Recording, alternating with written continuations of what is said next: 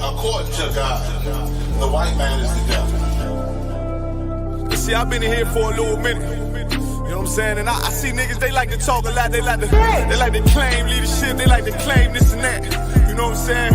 They like to be above what they really is and have authority. But they don't really need that authority. They don't really know what to do with that leadership. You understand? You hold hands with this white ass, need to stop and ask you to give a damn what you talk about. Don't give a fuck what you believe, nigga. Gotta stand up to serve my God. We don't pray on our knees, nigga. Yeah. See, talk, everybody ain't with all that. Let bygone be. Boy, your ass need to stop it, ass need to prop. It's about to get serious.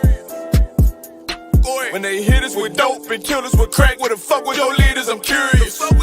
He cashed out on your blood, traded you in and bought a new biz. Ask you the prophets, I tell you the scheme. If you don't wake up, you gon' die in your dreams. I tell you once, won't tell you no more. I swear these crackers try to kill us slow. Just spoke to a nigga and fed he up for parole. Because of the COVID, it feel like the hoes in this world that don't go together. Know it's gold in the ghetto. I'm in the city blazing with my niggas. Just told the devil the score never settle. Yeah, see the prophets. I'm tired of these niggas keep talking about, you know, you respect my religion, I respect your religion. Boy, your ass need to stop it, ass need the prophets. You know, like we all come together. Cause you know, they say God so loved the world. God so loved the world and know. Boy, your ass need to stop it, ass need the prophets. Don't give a damn what you talk about. Don't give a fuck what you believe, nigga. Gotta stand up to serve my God. We'll pray on our knees, nigga. Yeah. Hey, gentlemen, we'll pray on our knees, nigga. Gotta stand up. You know what I'm saying? Boy, your ass need to stop it, ass shit. Oh, I don't step, I'm solid for show. To the fake niggas, stay silent, I got it, let's go, let's go. I ain't taking no loss, ain't no talking when we got the flow. Ain't no peace, just play with your own. I'ma be loyal to the right arm. Tell him we can't keep it slate. And I can never let bygone be bygone. Got your baby mother on high, got your baby pants through the fire. Ain't she the prophets? That baby so belong to the Lord. How dare you abort it? Devil will fail you, bitch, I can afford it. I prepare slaughter, you bring me my water.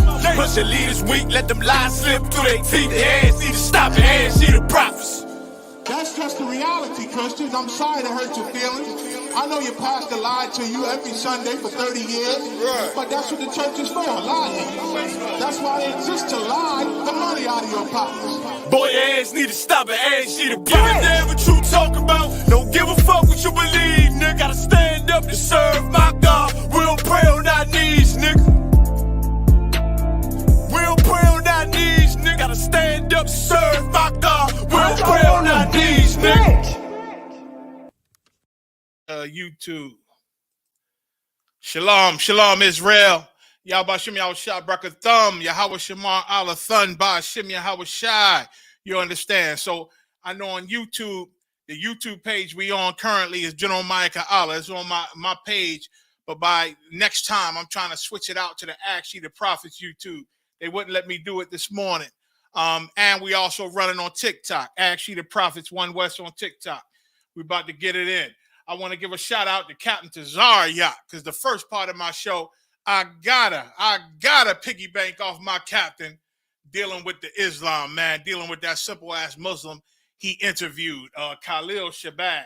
You understand? Shout out to Captain Tazariak, Captain Katazar, the whole New York headquarters crew, man, crossed the line.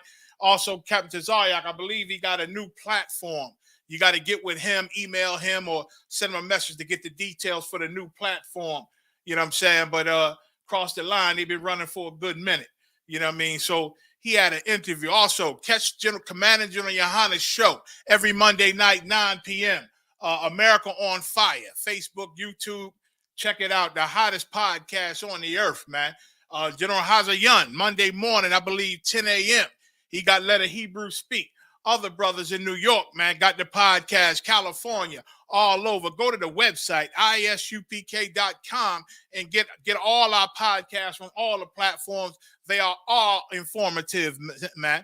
And these prophets in the ISUPK, they ain't playing no games. They trying to push this word, man, because we at the end. I know you know by now. If you don't know, then you stuck on stupid. You understand? First, I want to talk about the interview Captain Tazariak had with this Nation of Islam cat, Fruit of Islam, Nation of Islam, whatever he called himself, Khalil Shabazz. He say he ain't with Farrakhan because Farrakhan strayed from the teachings of the Honorable Elijah Muhammad and the Master Farad Muhammad. You understand? I thought them niggas died back in the 90s, man. I thought they was gone. You understand? You still got a few trying to hold on. And he said so much stupid stuff that we used to laugh at back in the day, man. We used to laugh, man.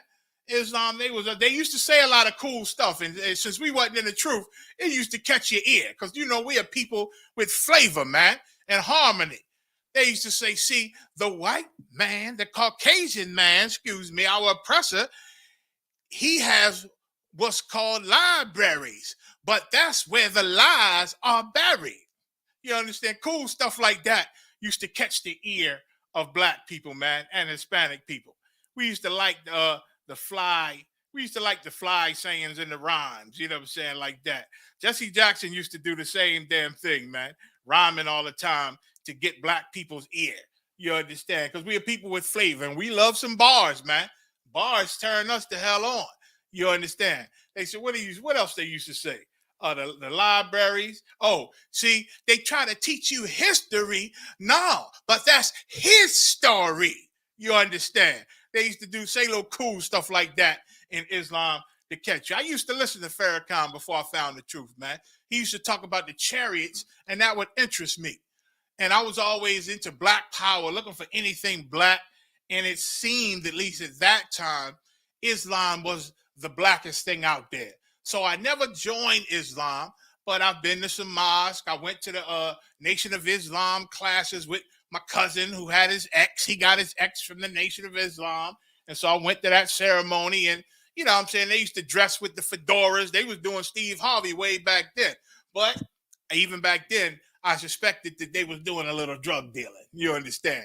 Doing a little dope dealing, maybe a little murder. You understand? So they wasn't all the way right. It was a criminal element always in Islam. And so I never joined. I never felt at home. It ain't feel like these was my brothers here. You know what I'm saying? The way they roll, clean faces and all that there. I like the beard. You know what I'm saying? I always used to like a beard.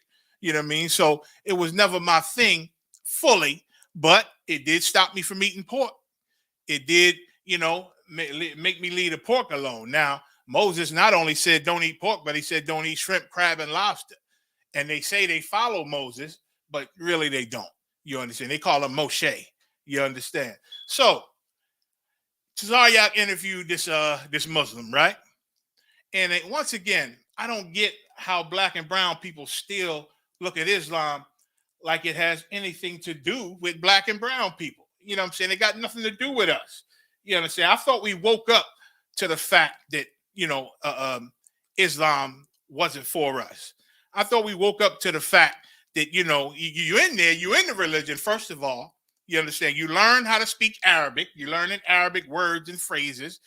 You worship Arabic gods. You understand? You celebrate Arabic holidays. A lot of you try to dress like the Arabs, but it's two things that remain a solid fact, and there's nothing you could do about it. One, you will never, ever, ever, ever be an Arab black man, woman, and child, Hispanic man, woman, and child, Native American man, woman, and child. You will just never be an Arab. And two, the Arabs will never look at you like their people. They won't look at you like their brother. After all these years, you know, they'll smile at you. They'll smile at you and take you in, as long as you showing that, you know, you a subservient, a slave servant to them and trying to be like them. You impress them when you try to be like them. You understand? When God said you greater than them, man. You understand? If they thought you was their people or their friend, where the hell is your halal supermarkets, black man, Hispanic man? I see a lot of halal supermarkets. I go in there, I see the meats all over, I see the groceries everywhere, but I don't see nobody black owning the place. I don't see no Hispanics owning the place. I see Arabs in there. Where's your gas stations? They running a lot of gas stations. They own the crude oil. You understand? They own the crude oil, but when it come to you wanting to make a few dollars, they give you some cool water. Or they give you some $5, $10, $20 vials of oil. You got to go on the street and hustle, man. Give you a goddamn gas station if you their brothers. Assalamu alaikum, and the Lakers almost won.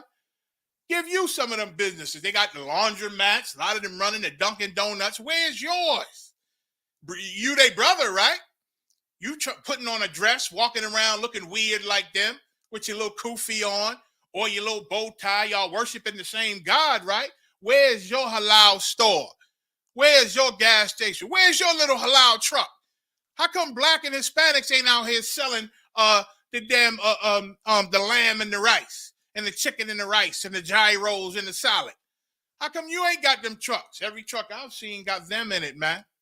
When they gonna share some of the goddamn wealth if they your brothers? They show you that they not your brothers, man.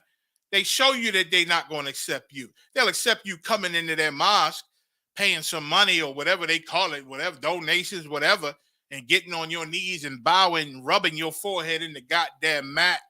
You understand? Praying to their God, their idols.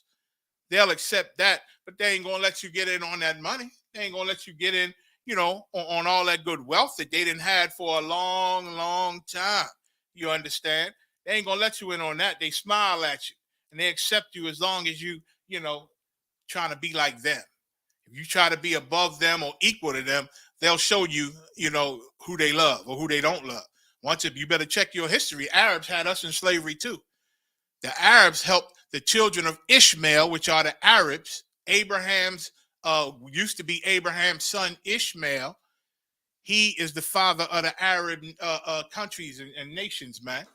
You understand? He's their father. And they used to have you in slavery just like the Edomites, just like our oppressor today has you in captivity. They used to have you in captivity. You understand?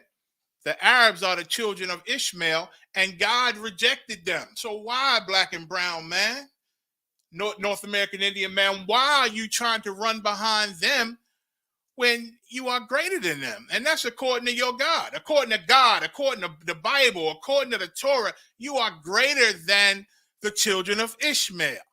And that's just in the Bible. I didn't make this up, TikTok. I didn't make it up. That's in the Bible. You understand? God rejected Ishmael, the Arabs, a long time ago, man. And after a while, the Arabs took your records, black and brown, man, took your Torah, your Bible, took your prophets, and created their whole religious world called Islam, man. Better read Babylon and Timbuktu and see what Muhammad did. Muhammad bit off of our culture, man. Our race had laws given by God and the prophets and instructions in a way of life that the Arabs took and created their own thing. It'll stop ringing. I forgot to turn the ringer off on the phone. You understand? They created their own thing off of your culture, black man. Everybody bites and eats off of you. All the religions on this earth come from your holy Bible, which is not a religious book. The Bible, the Torah, is a book with men of God. Give me 1 second. Let me see if it might be messing up my TikTok. Give me 1 second.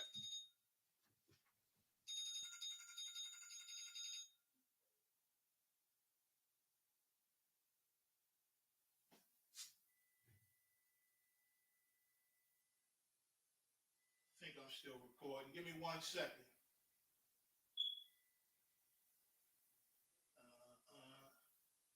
Turn this ringer off.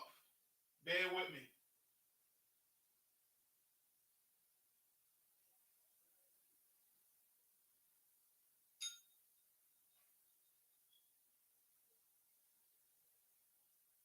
All right, bear with me. I think we still good to go on TikTok. Salakia, Akwaf. I'm going to turn my ringer off. So where was I? Yeah, so the Lord got rid of Ishmael because you was better than Ishmael. You understand? And they took everything from you and created their religion. You understand? They speak a language that's very closely patterned after your Hebrew. That's why they call their God Allah, because God in the Hebrew is Allahayim. You understand? Which is God's with an S, plural. You understand? They took what's yours, black and brown man, and turned it into their thing. And then got a nerve to come back around to try to make you join their thing. When your thing was first and your culture was better than theirs. You understand?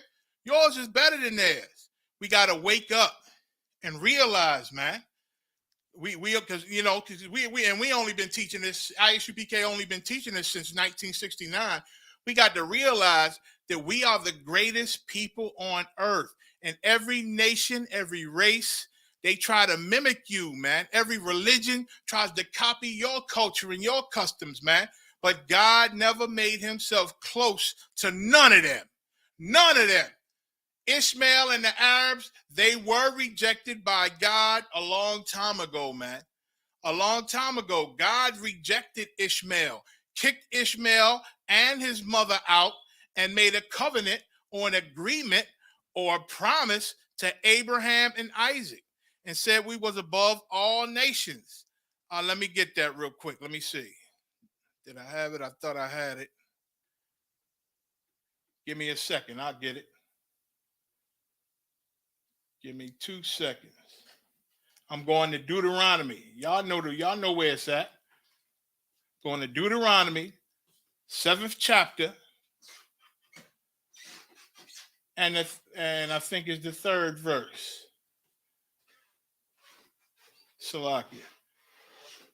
Deuteronomy 7.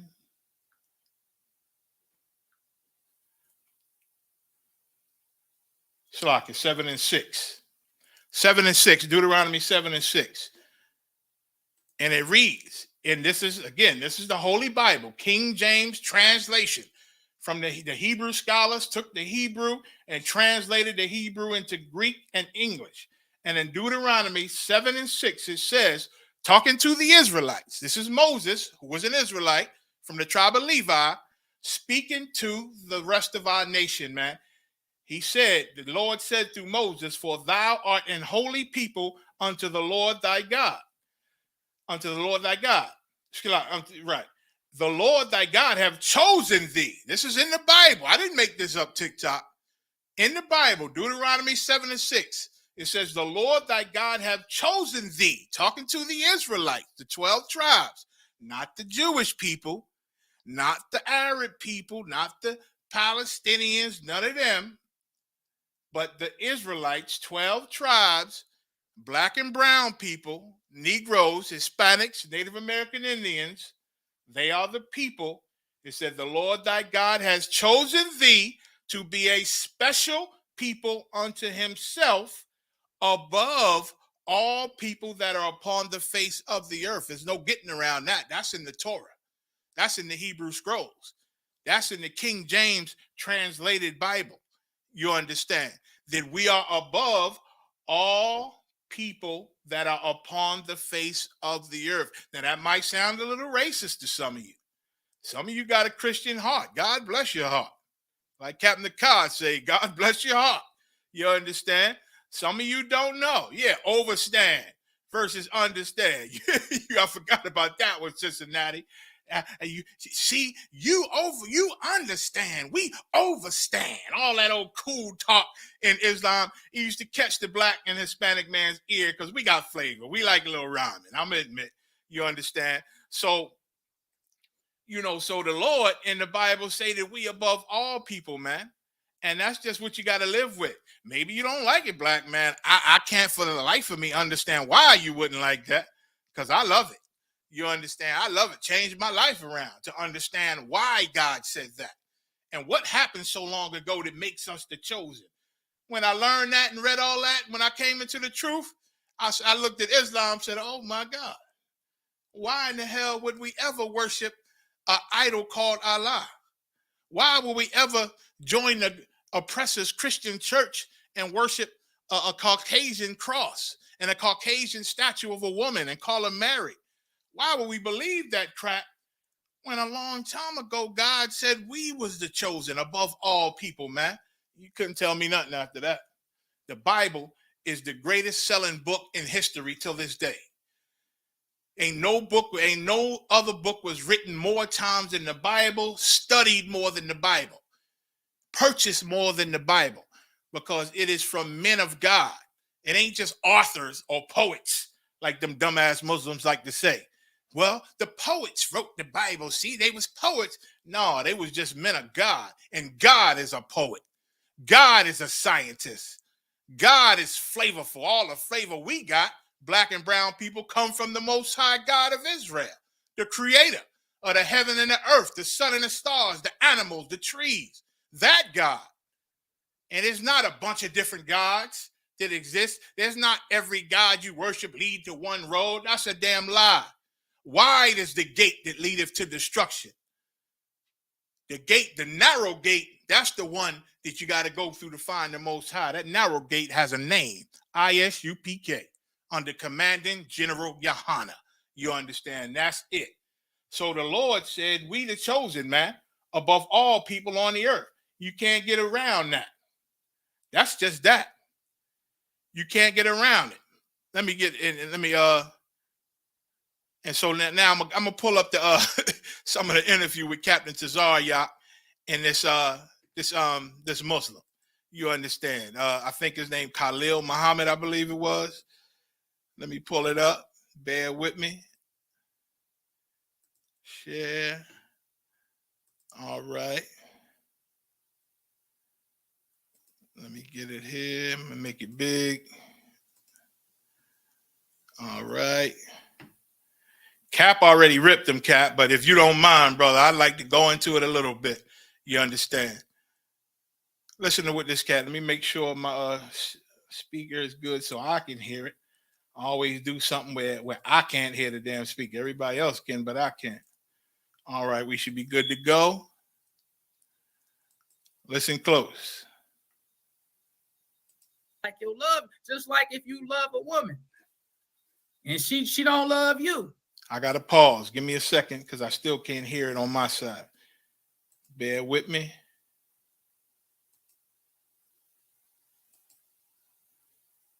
All right. But your love. Okay, I can hear it now. Y'all give me some ones if y'all make sure y'all can hear it too. Love so strong for her, you can't leave her. That's how it is with most Muslims that's with him. It's all you have to do is get a message to the. He talking about Farrakhan. He talking about Farrakhan saying that people only follow him because it's like a love relationship. Like you with a woman who cheat on you, but you love her so much that you stick with him. He trying to defend why he's not with Farrakhan. Why the Nation of Islam is so broke up and divided. He trying to explain that. But this part, he gonna go into how our oppressor is the devil. You understand? Black man and go to the making of the devil. Mm-hmm. Listen to how the Honorable Elijah Muhammad taught us that the white race is a race of devils, from the babies, the unborn devil, to the baby devil, the mama devil, the daddy devil, and the dead devil. And mind you, pay attention because he said Elijah Muhammad taught this. You understand? And I think he's gonna say it here, but Elijah Muhammad learned from who they call their master, Master Farad Muhammad, who taught them that, you know, they say that the oppressor is the devil. They all devils, they bad. That's how he talk about them. Farrakhan don't talk about the devil like that. The Honorable Elijah Muhammad talks to us about unity. That's a big thing that Farrakhan gets in, and the messenger, the Honorable Elijah Muhammad taught us, he said that the black man should unite under the crescent of Islam. That's what he said. And that's where they all go off. They want the black man to unite under the Arab culture, man. Under, like they trading slave masters. All black people. He said that if you are a black man and you feel like you don't want to unite under the crescent of Islam, then he said, bring.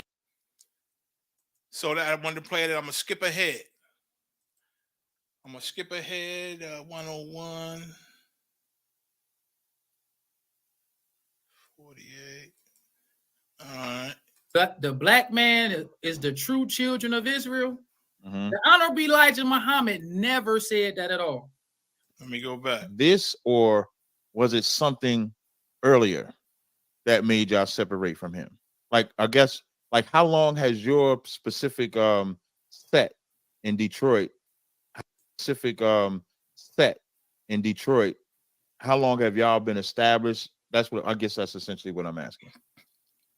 Well, the Muhammad Speaks here in Detroit has been established since 1991. Okay. You know what I'm saying? So all Muslims have my thing with Farrakhan was the teachings of the messenger. I wasn't with Farrakhan when he, you know, said the. And listen, in a way he right, because Farrakhan, he totally left the roots of Islam, what Islam used to teach. You understand? Farrakhan then went into Scientology. He then became Christian. He then accepted the oppressor. You understand? And he says that we are the children of Israel. So he says it all. He's just all mixed up. He want everybody to come in. You understand? He want everybody to come in. And I look at Elijah and that Farad Muhammad a little sideways, because Elijah Muhammad was very political in his day. He didn't like Malcolm getting too heavy with black issues and fighting for black people. He didn't like that. He used to check Malcolm, and that's why Malcolm got suspended, because he was too involved in black issues and police brutality and different things that was happening to black people. Elijah Muhammad wanted to be more political. He wanted to be above that. He wanted to, you know, be friends with the politicians and with the president. Because why? That's where the good money at. That's where that good cream at. And Elijah was into that good cream. And now Farrakhan then took up the same banner, man. That money be so good that you just say, man, I'm going to just tweak this a little. I've been doing this for a long time. Let me tweak this a little. And I'll mention it later, but I believe Farad Muhammad was part of a counterintelligence group. I believe for Farad Muhammad was sent by the government as part of what they do to black and brown people when they initiate counterintelligence programs. So listening back on to what he's saying. Dear thing. I never was with him. I almost was with him, but I knew enough. Thankful to Allah. I knew enough about the messenger that, you know, that when I was going to his meetings, I could recognize that he's not saying what Elijah, because I was Elijah Muhammad. Elijah Muhammad said the white man's the devil. You know what I'm saying? And I'm like, I know, but you try to make excuses for him. Even the one thing that he says also that I want to say that the messenger never taught. And this is another reason why I feel like Farrakhan and IUIC teaming up. The black man is the true children of Israel.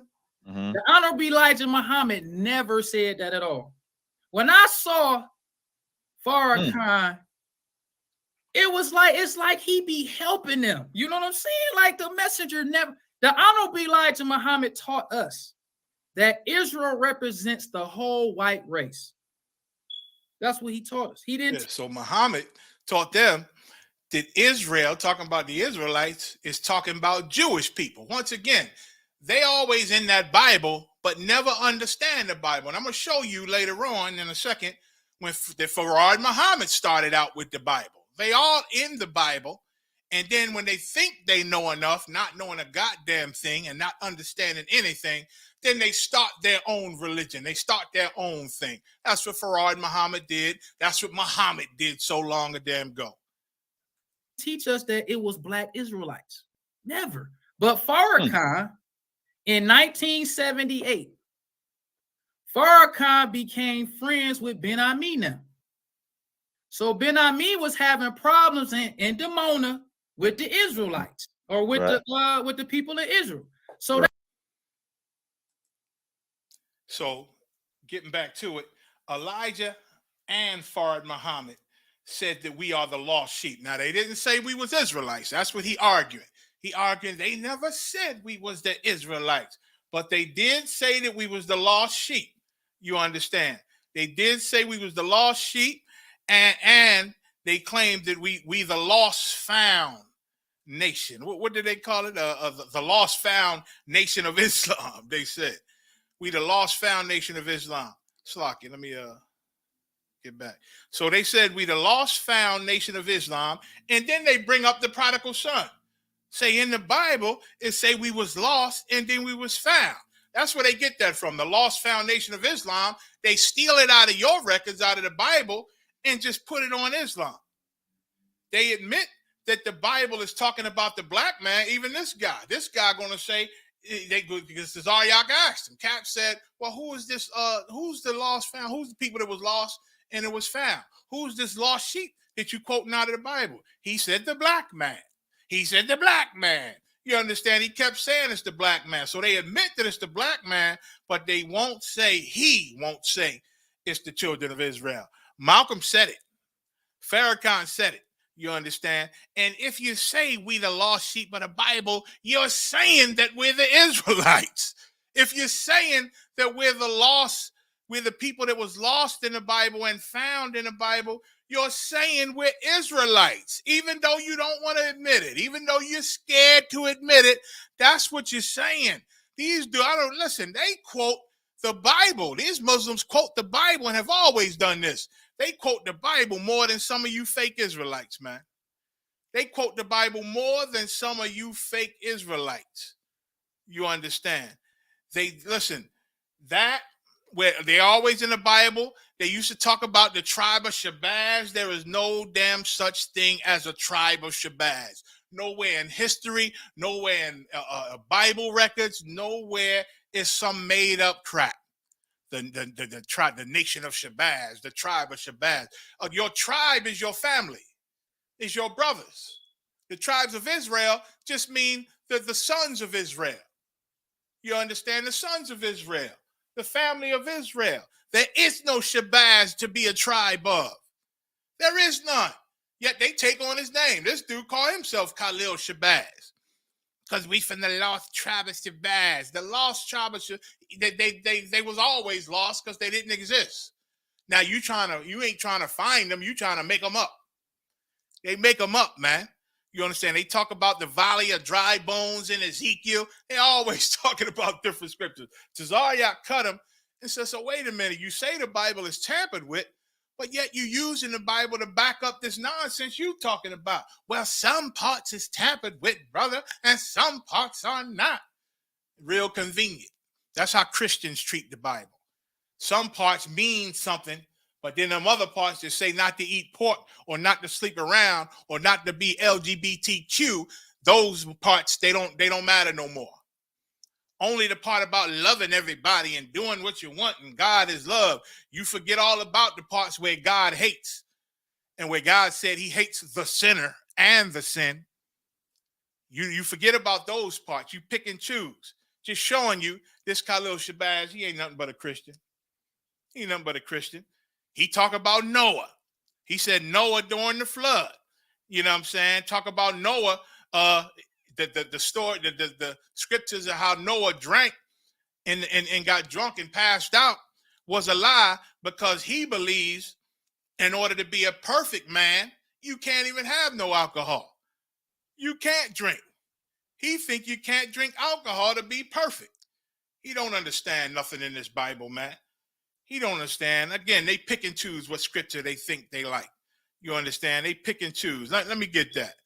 132:10. Go to the minutes. Listen to what this knucklehead said. Give me a second. Let me get it back on. They rejected the prophets. They persecuted the prophets. And the prophets that they didn't kill, persecute, and murder, they added lies to the script, just like. And that's another lie. That's simpleton. Again, like Christians say that the Jews, the Israelites, rejected Jesus Christ, rejected the prophets. You understand? And Tazariak cut him with the scripture that told him who rejected Christ. The Jews that rejected Yahushua were our black leaders, man. The scribes, the Pharisees, the Sadducees, man. Black leaders are the ones that rejected Yahushua because they didn't want to give up their seat to Yahushua. They didn't want to give up their seat and their power and that money that they was getting from the Romans, just like your black leaders of today. Just like Elijah Muhammad getting all that money from the government, that he mad at Malcolm because Malcolm want to really go up in the trenches, man, and defend black people. But Elijah, he think he above the fray. He getting this good money. He don't want to deal with that old Negro stuff down in the streets. You understand? That's always the way. So the black leaders are the ones rejected Christ. Scripture tell you, but as many received him, to him he gave power to be the sons of the Most High. Tells you that many Jews and Israelites accepted Jesus Christ. What you think after he was gone? They kept it going. Peter and the disciples and all the brothers that followed them kept it going, man. That's what a lot of wars was fought during the Dark Ages, man. Trying to keep the truth, trying to keep our history, man. Abraham, Isaac, and Jacob. When Allah is the Lord of the worlds, he's God over everything. He created everything, and he's the God over even the devil. He is the God over the devil. He can destroy the devil. He about to bring up He can allow the devil to have time to rule. He the God of the devil. He can give the devil right guidance. He can do what he want to do because he's the Lord of the worlds. So the Honorable Elijah Muhammad taught us that the white race. And another thing they don't understand, like they say, they say our oppressor is the devil. And that's true, but they think it's Satan. Why? Because the Arabs call Esau the great Satan. Call him the great Satan because he has the spirit of Satan, but he is not Satan himself. You understand? Devil just means deceiver. It just means deceiver. Or the Jews and the Christians are scientific liars. And he said that they added lies to the scriptures. He said because the Jews are the murderers of the prophets. They rejected the prophets. They persecuted the prophets. And in this debate with Captain Tazaryak, he was talking about prophecies of the Quran, Cap said, well, wait, tell me some of these prophecies that's in the Quran. He lifted up news articles. In the back of this article, the prophet Elijah told us that he went into the Quran's prophecy, but never once did he bring out a damn prophecy of the Quran. Because there ain't no prophecies in the Quran, not concerning us. And anything that the Quran said that was a fact they got from the Bible, you understand? But there are no prophecies in the Quran. And the prophets that they didn't kill, persecute, and murder, they added lies to the script. Just like another example. It says in the Bible that Noah got drunk. The Honorable Elijah Muhammad taught us that's another scientific lie because Noah never got drunk. The Honorable Elijah Muhammad taught us. He said Noah, before the flood, the Bible says that Noah was perfect. Noah was perfect when the rest of the world was corrupt. He was not.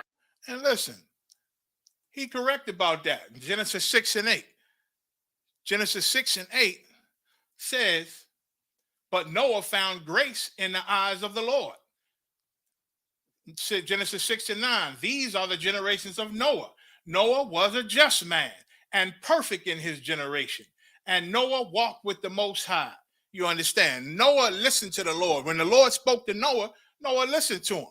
So he walked with the Most High. He was perfect. What did it say? Perfect in his generations, man. He was perfect in his generations. What made Noah perfect? Because the Lord told him something and he obeyed. And nobody else was listening to the Most High. Nobody else. Noah was perfect. Now, did Noah drink? Hell yes. Guess who else was perfect? Our black and holy King Yahushua, Lord of Lords, King of Kings, the Son of the Most High.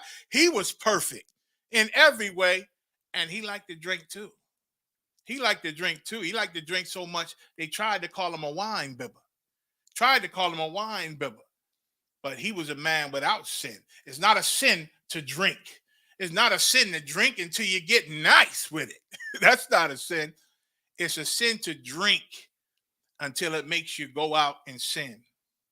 Until it makes you go out and do something horrible. Now, when Noah was sleeping off that alcohol, you understand, his son disrespected him. Canaan, the family of the Hamites, you understand, and he was cursed by the Lord. Then he bring up Lot at some point. Lot was drinking, thinking he the only person on the earth. The Lord said, drink and thine often infirmities. Drink alcohol. Have strong drink. And that's what Lot did.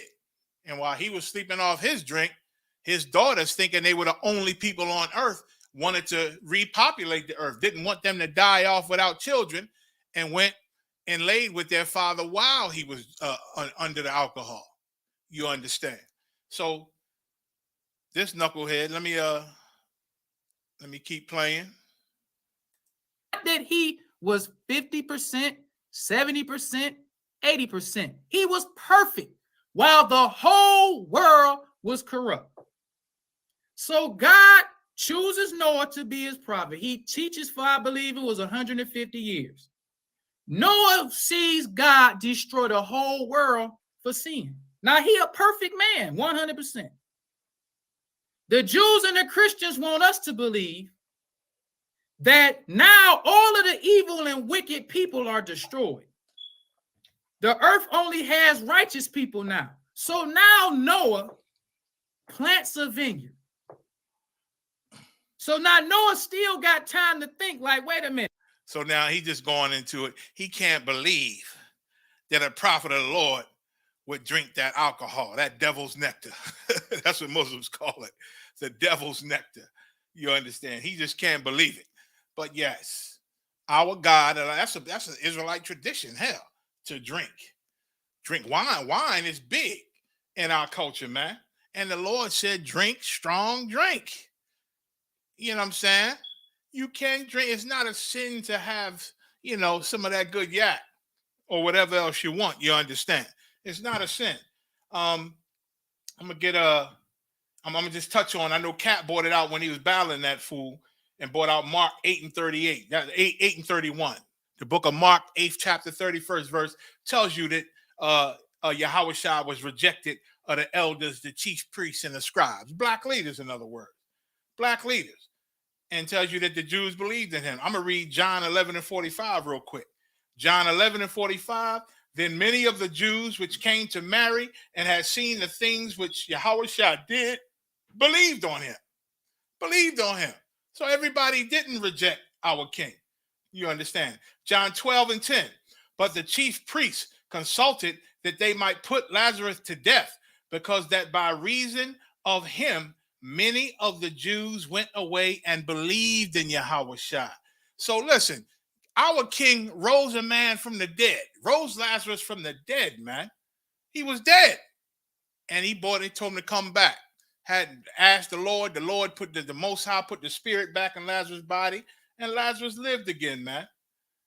But the chief priests, black leaders, wanted to kill him, man. Again, he done died already. The Lord brought him back. Now, these black leaders so greedy and so jealous and so envious, they wanted to put Lazarus to death again. They wanted him to die again because Lazarus was the proof.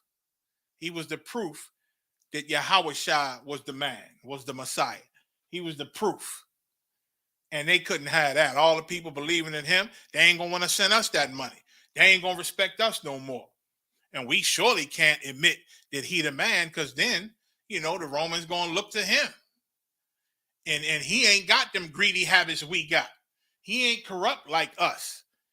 He don't have respect of persons like us. He sound like he fair in judgment. You understand? He going to mess up everything that we done set up all these years. That was your scribes and your Sadducees and Pharisees. They did not believe in Christ, man. But many, many Israelites believed in Christ. Once again, Muslim history, that's his story. You understand? Them niggas and all that overstanding, they didn't fuck something up somewhere. Excuse me. All that overstanding. You better understand what this Bible is. The Lord said, with all thy getting, get understanding and get wisdom. I'm paraphrasing. You understand? I'm paraphrasing. And those type of nursery rhymes is what caught a lot of us, man. Is what caught a lot of us. Let me read on. Also, what else he said? He said, all men, let me get this. He said, everybody don't come from Adam, man. He said that for somebody. Like, they in the Bible. They in the Bible, just don't understand it. The Lord said he going to raise up the prophets to understand this book, man. And we in the ISUPK. Muslims trying to read and understand the Bible, you going to miss it. Let me see. Let me get where he said that at. Salakia. Bear with me. 2:12:42. Check this out.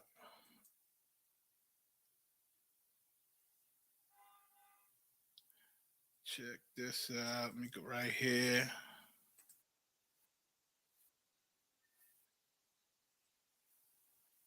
The Honorable Elijah Muhammad taught us that the Bible is mixed with truth and false.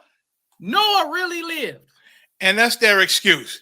That's their excuse to use the Bible to promote their agenda and their lies, and won't say it's Israelite, but say it's the black man. Say this scripture in the Bible is talking about the prophet Muhammad.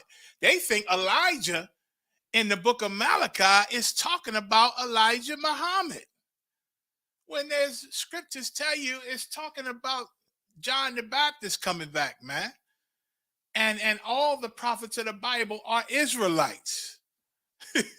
Are Israelites. And that's not Elijah Muhammad. Listen, the guy Elijah coming back, he ain't coming back to bring us to an Arab God. That's what Elijah Muhammad did. He came back and brought us to an Arab God, man.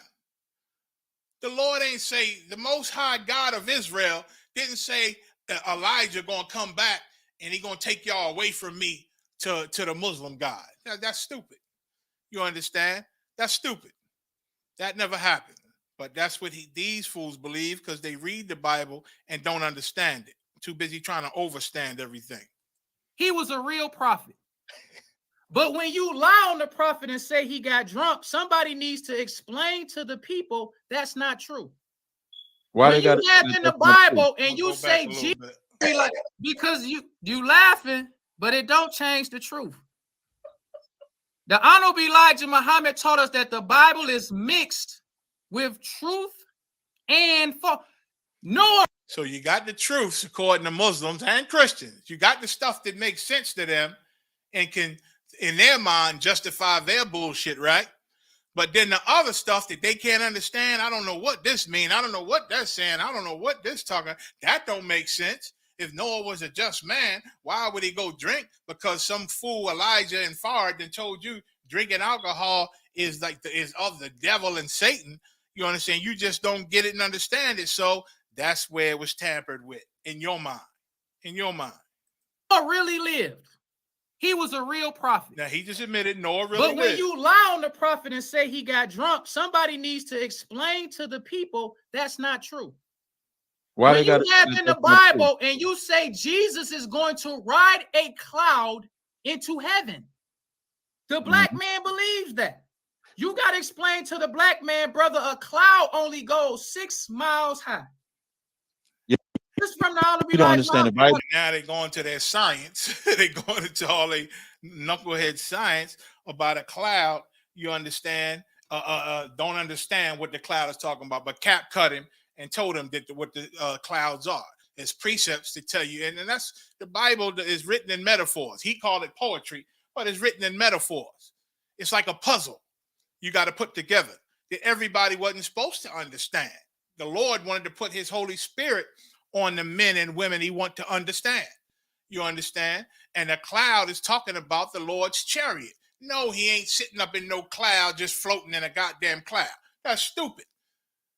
But the metaphor is he went up in this chariot of God, who the prophets described as when they saw him, sometimes they saw clouds enfolded. How you think when we came out of Egypt with Moses, it said a cloud separated us and the Egyptians by fire at night. That wasn't no regular cloud on fire. That was a chariot of the Lord, full of flames and all the majestic and powerful things that the Most High can do at night. And during the day, it said a dark cloud where they couldn't see or get through. You understand? This was a chariot of God. This is what Christ went into in the book of Acts. But once again, all they overstanding, they don't understand a goddamn thing. They don't understand nothing. Oh man, let me get back to it. I gotta cut you off again. Let me jump to another one. Check this one out. You understand? Did I go to 218? Let me go to this one here is funny. Check it out. thing about Malcolm. Malcolm wasn't No, the messenger. what y'all can say, but I ain't talking about The Honorable what we Elijah. can say is that Elijah Muhammad's Allah was a white man named Fard Muhammad. We can say that. I'm glad you brought that up. I'm really glad you brought that. I had this picture waiting for you to say that. Yeah, right. Okay, you say Master Farad Muhammad is a white man. We hear y'all say that all the time. All the time. But the one thing we don't never hear y'all say, show us God, your God. Before I get to that, let me go a little bit into Farad Muhammad. Let me share the screen first.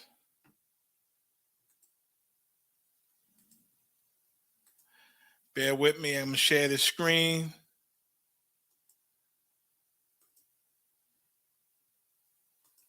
All right, so y'all see, I'm gonna make it all the way big. And I'm gonna narrate over top of it. So now, Wallace Farad Muhammad, you see this picture to the right, right? This is the picture that they hold up of Farad Muhammad.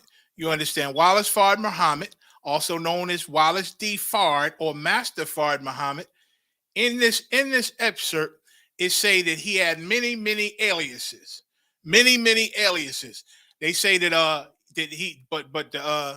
they traced him and with all these aliases, and they said that they could determine. It seemed that in their opinion, with all the research, because he just disappeared, they don't know, they ain't sure when he died, or none of that, because of all his goddamn aliases.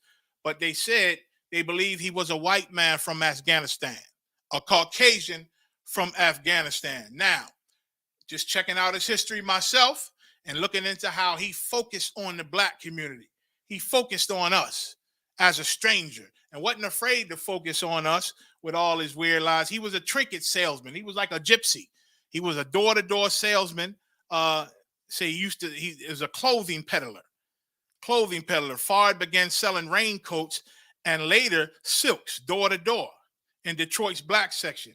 And then as he's selling this stuff to people, he's talking to them. And let me tell you, in his early days, it says Bible study leader at house churches.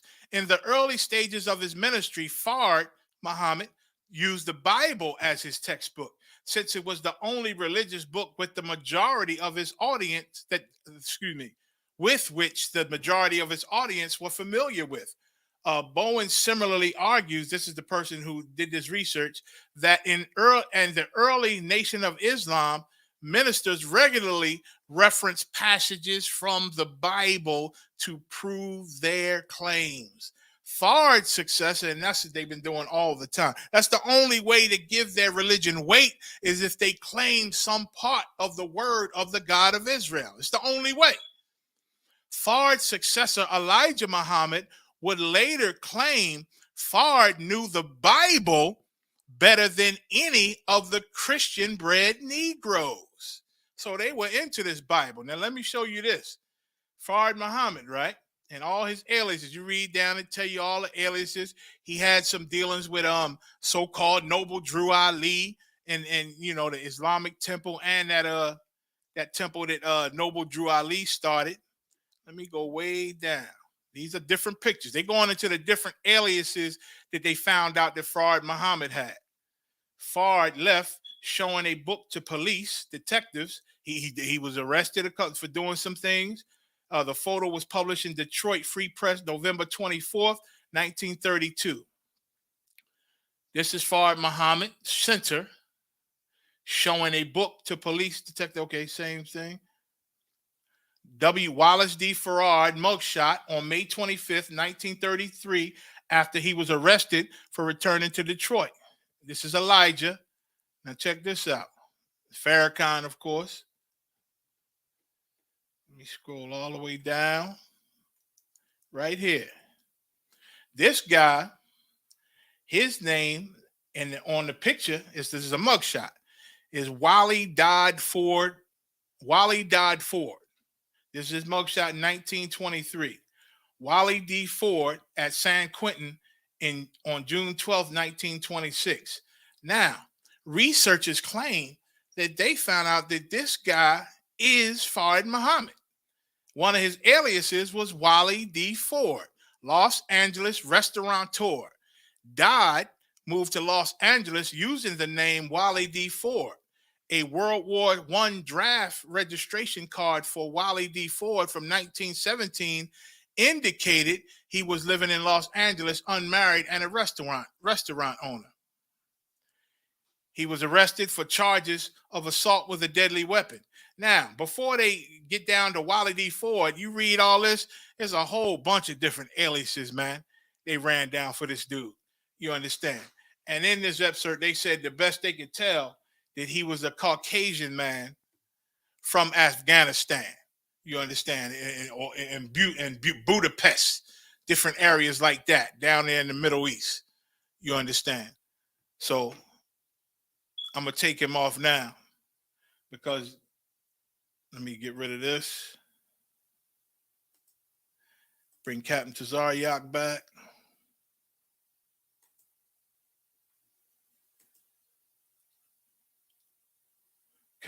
So one of the main things you take away from this is that Muslims always using our Bible, man.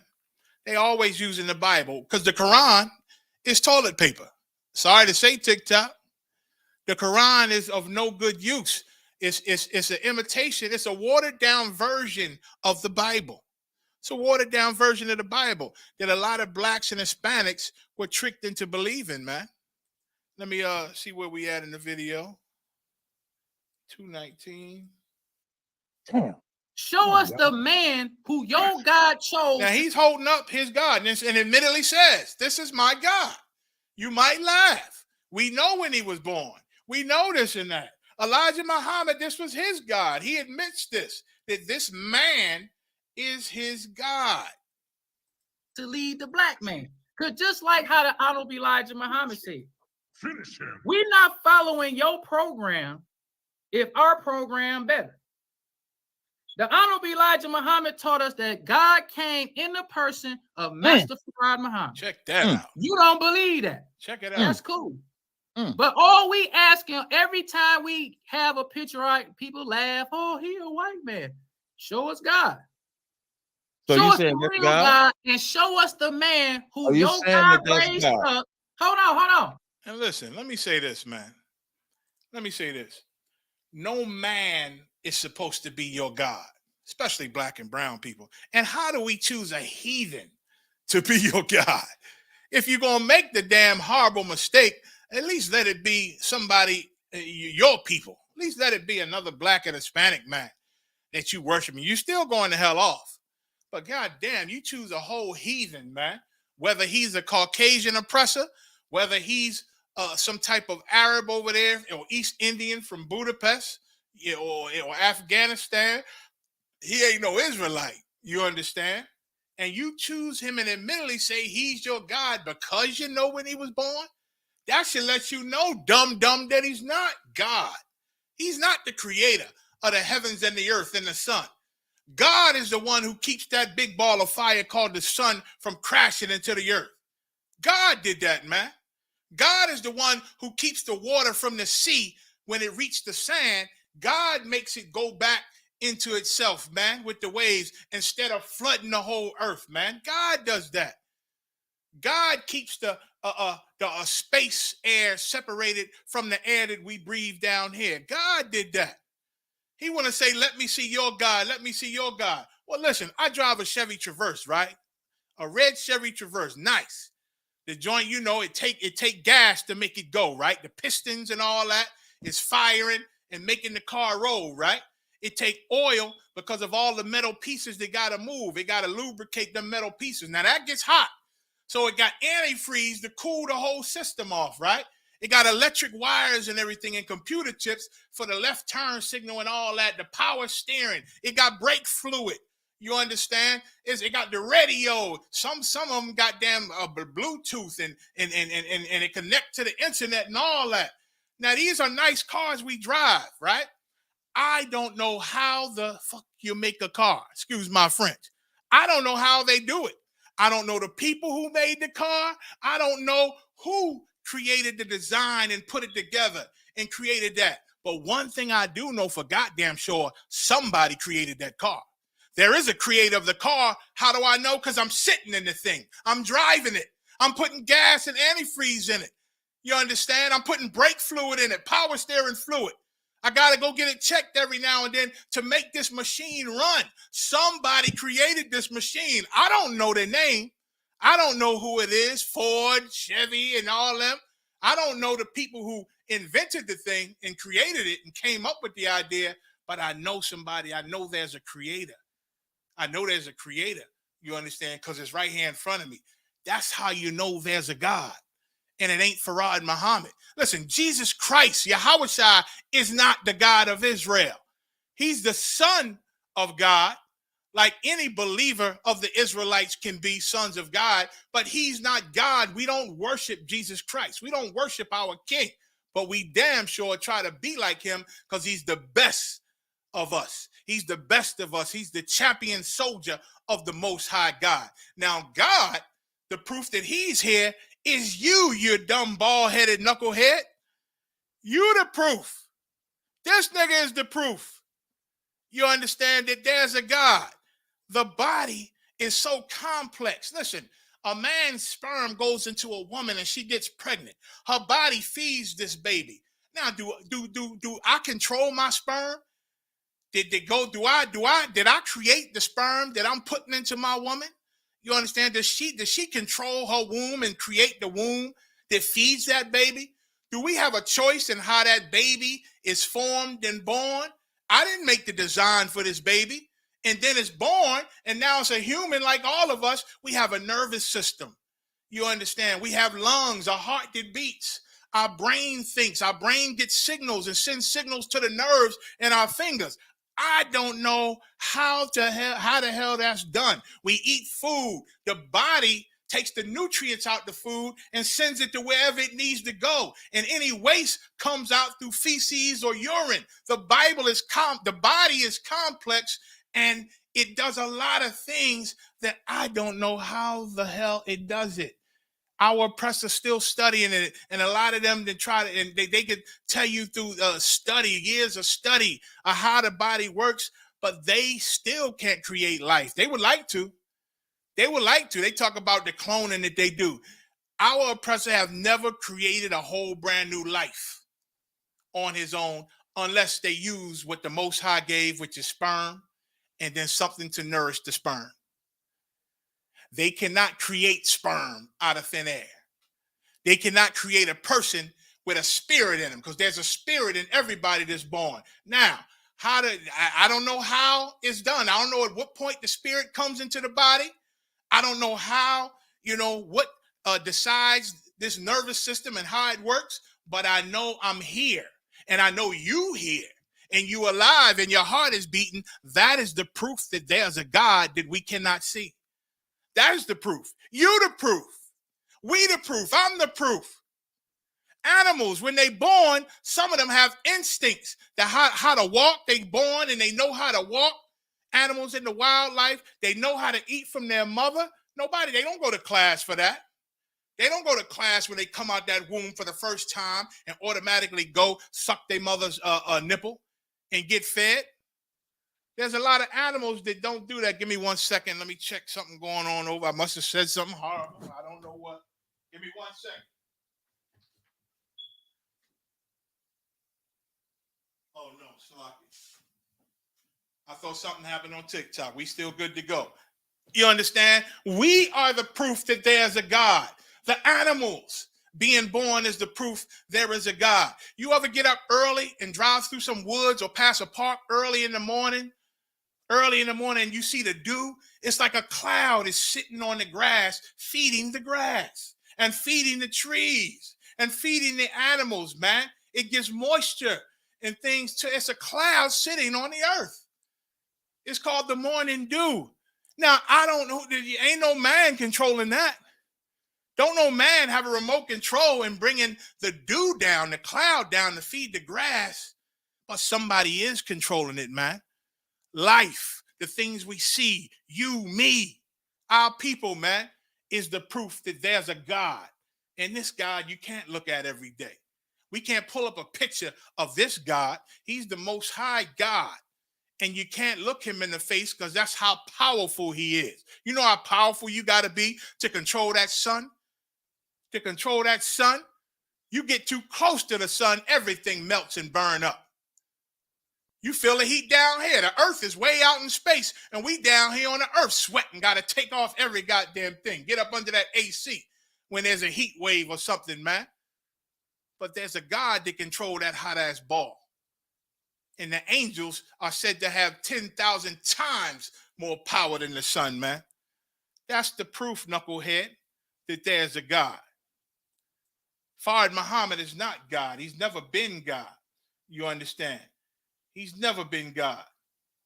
Let me see. Another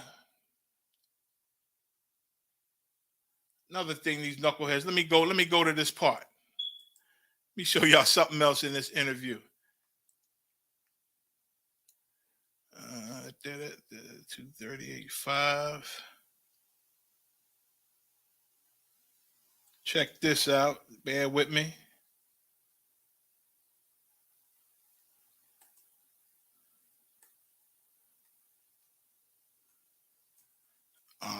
I'm 1 second.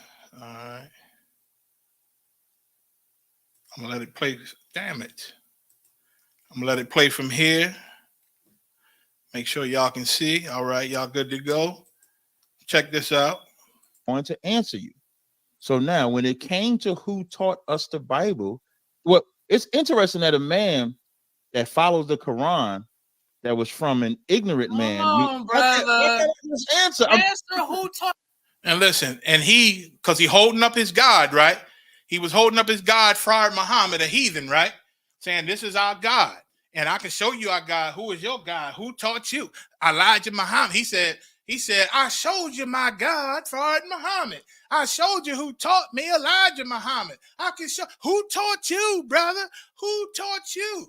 And start talking about who are our leaders. Who are our leaders? Let me show let me show you something. If you ask me who taught when you I say the Honorable Elijah Muhammad, straight up. I'm not going to do that. When you ask me who is God, right. Master Farad Muhammad, he came July 4th, 1930. Right. He was born February 26, 1877. You laugh, that's cool. But we know who our God is. We know who our messenger is. We know what he taught, and we know what y'all copying. Right, y'all I don't got have you. nothing to show. Y'all don't have no no newspapers. Y'all don't have radio broadcasts. Y'all don't have books. Y'all don't have leaders. When y'all want to talk about the lost sheep, y'all quoting Malcolm. Let me pause this. Let me pause this. No, I'm going to play it. Listen to this. Quote none of y'all leaders. He said, when we want to talk about the lost sheep, we quoting Malcolm. That's what he said. He said, we quoting Malcolm, man. First, he asking, who are your leaders? Who are your leaders? I tell you straight up, my leader is Elijah Muhammad. He taught us. I showed you my God, Farad Muhammad, straight up and down. You don't have to, you can laugh, but that's just the truth. Who taught you? Listen, the same Israelite prophets that Muslims quote whenever they mention the Bible are the same leaders that we follow when we read the Bible. You understand? Moses, King David, King Solomon, Ezekiel, Jeremiah, Isaiah, Matthew, Mark, Luke, John, and our great and holy King Yahushua. You understand? Those are the leaders that we follow. Those are the leaders that we quote. This nigga said, when we talk about the lost sheep, we quoting Malcolm? You mean to tell me I've been in the truth all this time, and when I look at the scripture talking about lost sheep, Malcolm saying it? Give me a goddamn break. Give me a goddamn break. We follow the prophets, and we follow Christ. And Commander General Yohana is the man alive on the earth today that's representing Christ and the prophets, man. And that's the pill that's hard for you knuckleheads to swallow, that he's the man that represents Christ in this Bible. Some Negro asked Commander General Yohana, see, we heard you say you sit in the seat of Peter. Commander General Yohana never said that. As long as I've been rolling with him, he never said that. But to be real, He does sit in the seat of Peter. He is the head of the nation of Israel, who Peter was during the time of Christ. Peter ain't here no more. But our king said, in the last days, I ain't going to lose nothing that the Lord gave me, but I'm going to raise it up in the last days. That's in the book of John. And he then raised up his prophets and his followers again in the last days. And we in the ISUPK, and Commanding General Yohana sits in the seat of the leader of Israel after Christ. Christ is the king of Israel, Yahweh Shah Christ. He sits on the throne of King David. That's why we rock the Magan Dawadah, the shield of David. This represents the throne of David, which Jesus Christ, aka Yahweh Shah, is representing, man. And now who's the man, who's the disciple under Christ that's representing Christ in these last days? Commanding General Yohana is the top disciple, man. He's the top disciple right now. And ain't nothing you could do or say about it. It's just a fact. But Negro, what do you mean when we talk about the lost tribes, we follow Malcolm, man? Let me get a scripture. Let me get a scripture, man.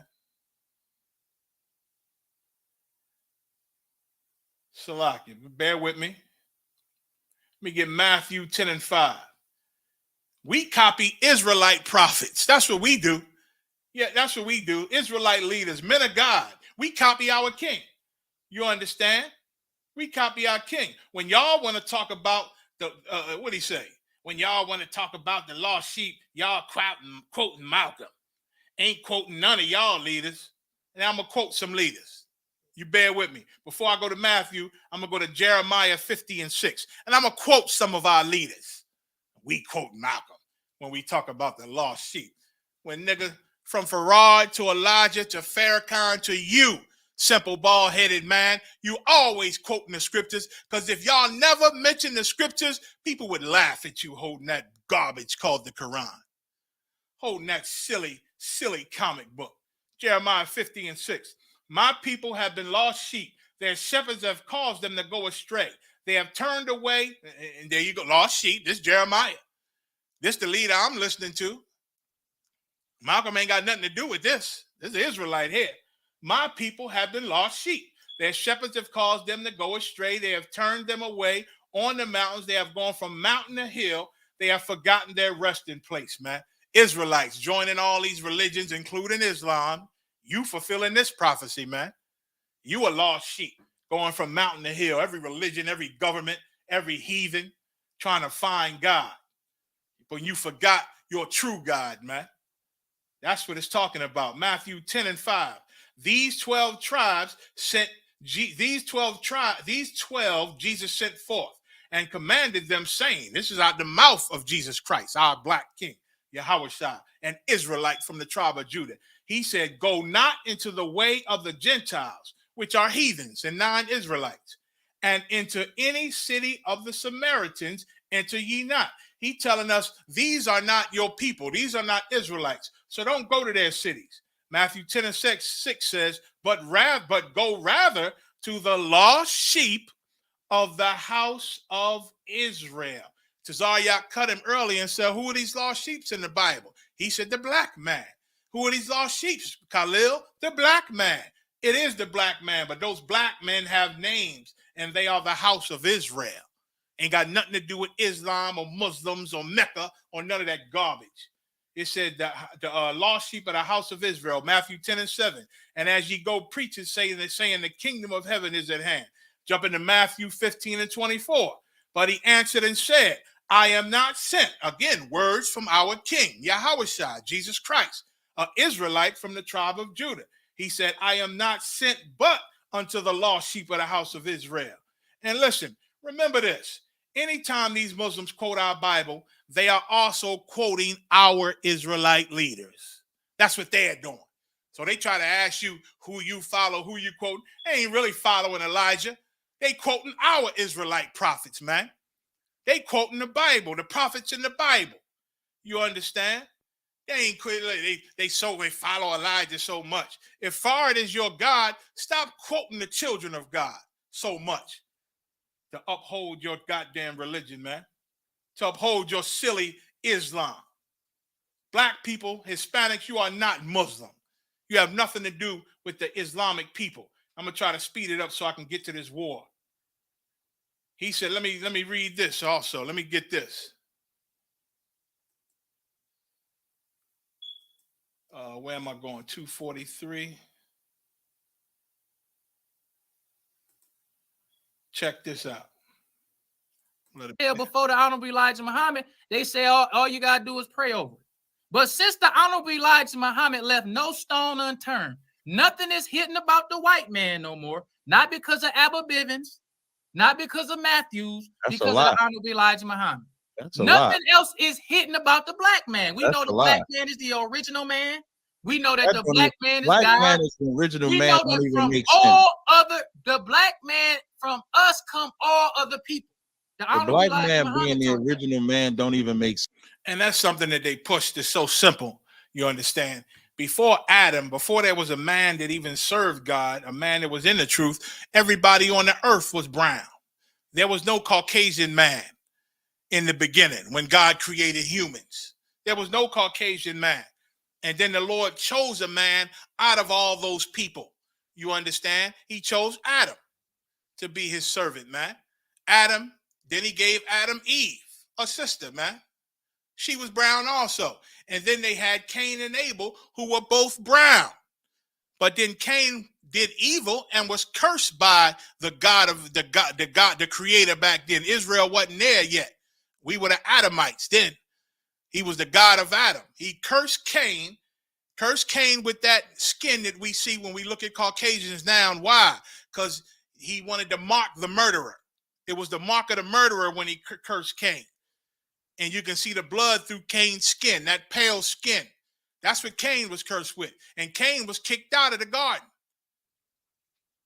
Cain was kicked out of the garden. You understand? Oh, man, I think they clipped me on TikTok. Oh, well, I don't even know what I said.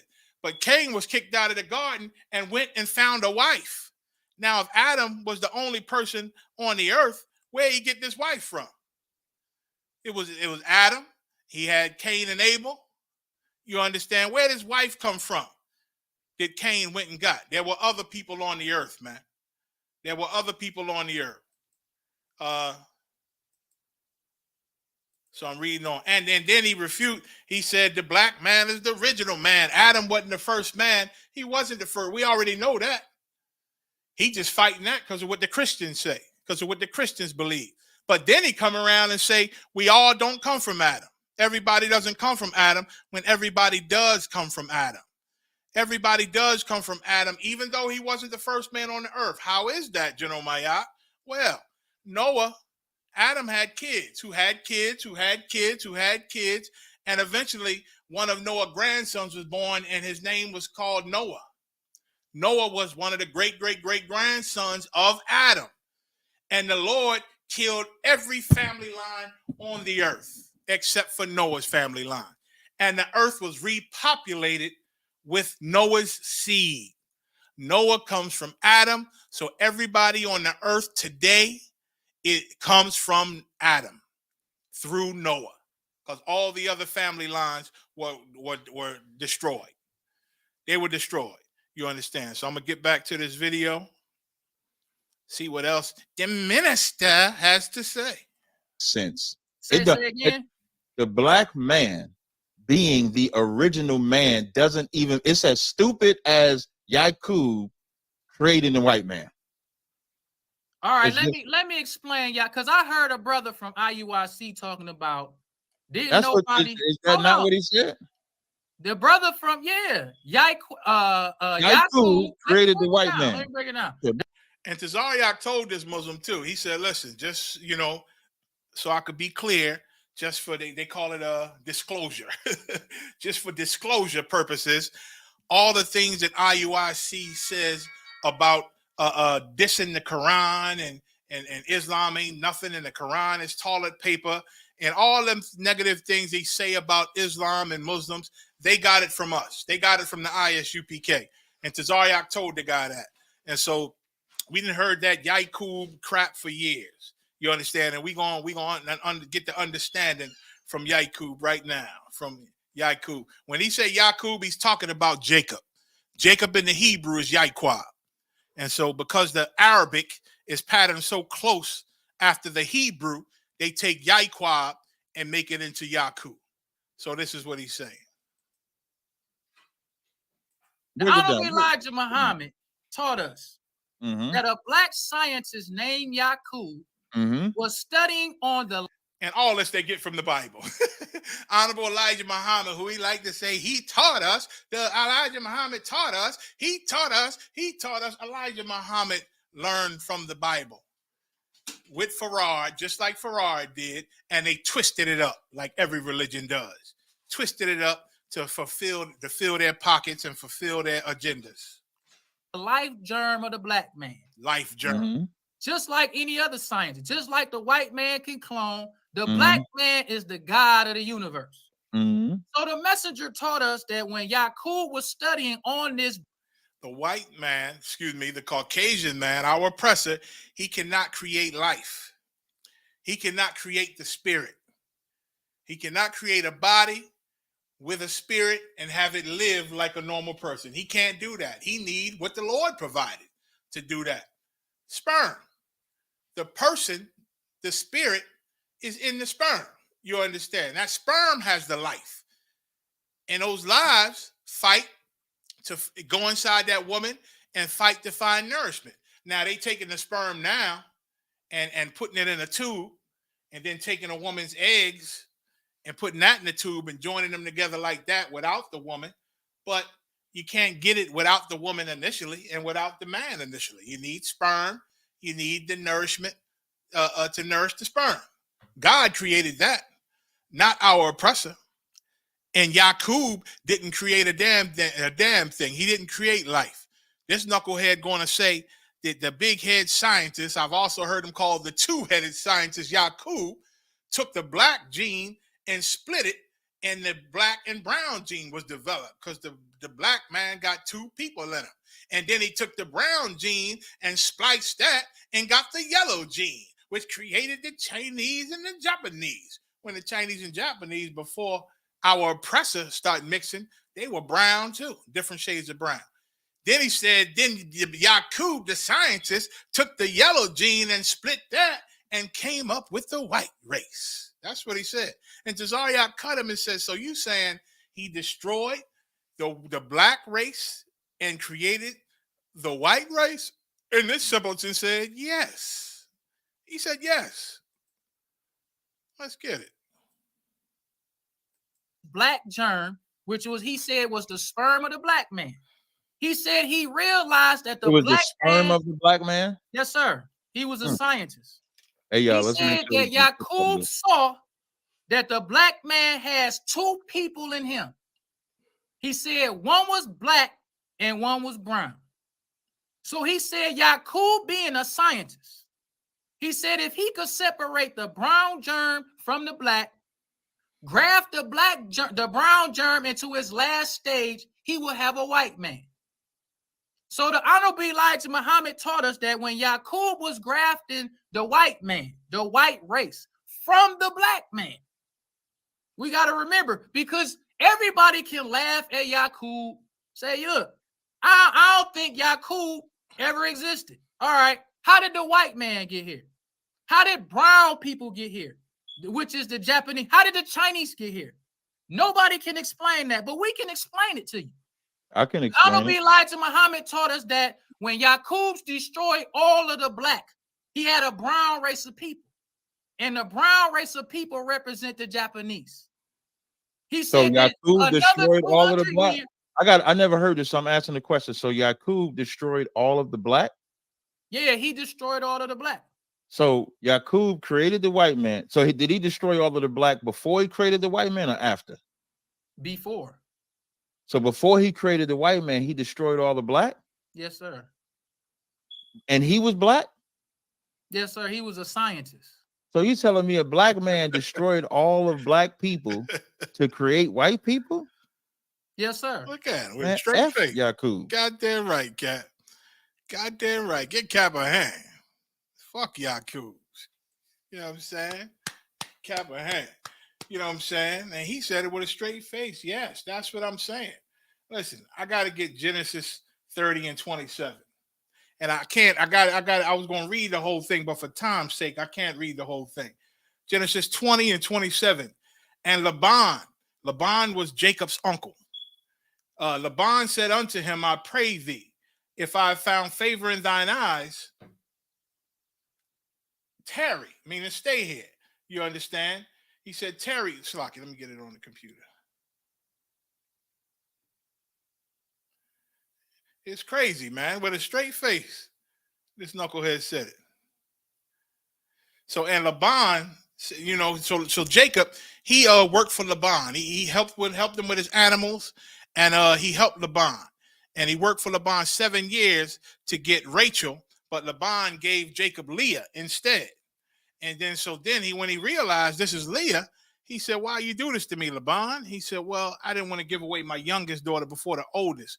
So my oldest daughter is yours now, but why don't you work 7 more years, you know, and you can have Rachel like you wanted. And he did. He worked the 7 more years and got Rachel. That was 14 years. Then he worked another 6 years. Another 6 years with Laban, working with his animals. You understand? I'm going to read a little bit of it. And he said, appoint me thy wages, and I will give it. So he asked Jacob, how much do I owe you? And he said unto him, thou knowest how I have served thee, and how thy cattle was with me. For it was little which thou hast before I came, and it is now increased unto a multitude. And the Lord had blessed thee since my coming. And now, when shall I provide for mine own house also? So Jacob was reminding Laban, when I came here, you ain't have all this. But the Lord was with me, the God of Abraham and the God of my father Isaac. He was with me. And now look at you. He done blessed you, and I done raised your cattle. You got plenty of cattle now. So I just want to create something for my own family, for my own house. And so the Muslim said he took the yellow gene and spliced it another 200 years and came up with the white race. No, Jacob didn't do that.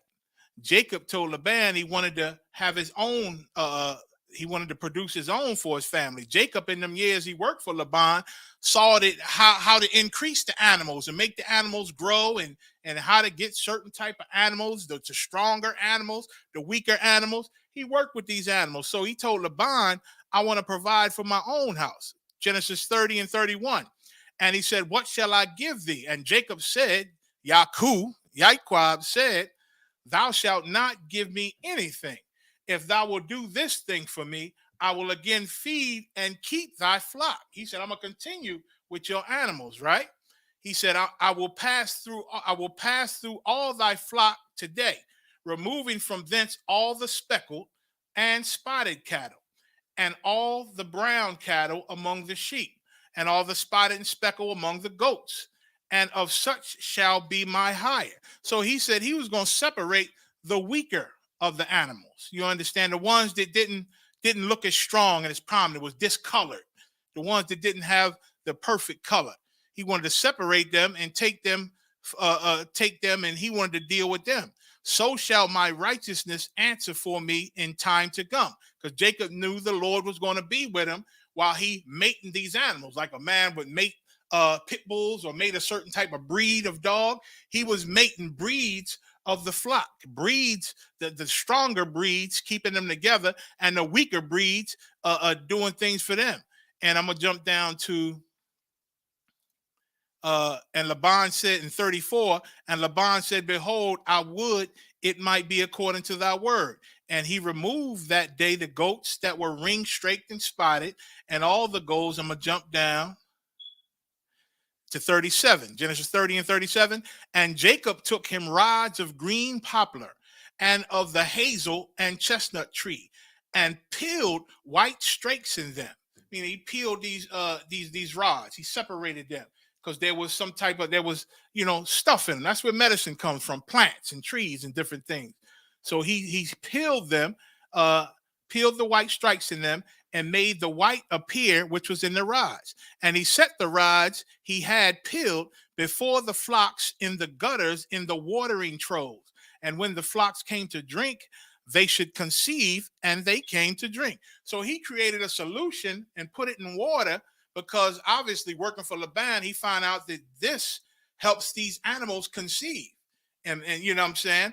And so when he did this, he said he separated the stronger animals and put the stuff in the water for them, but the weaker animals, he didn't put the stuff in the water when they went to drink. So they would produce more stronger animals. And that's how Jacob got his own animals.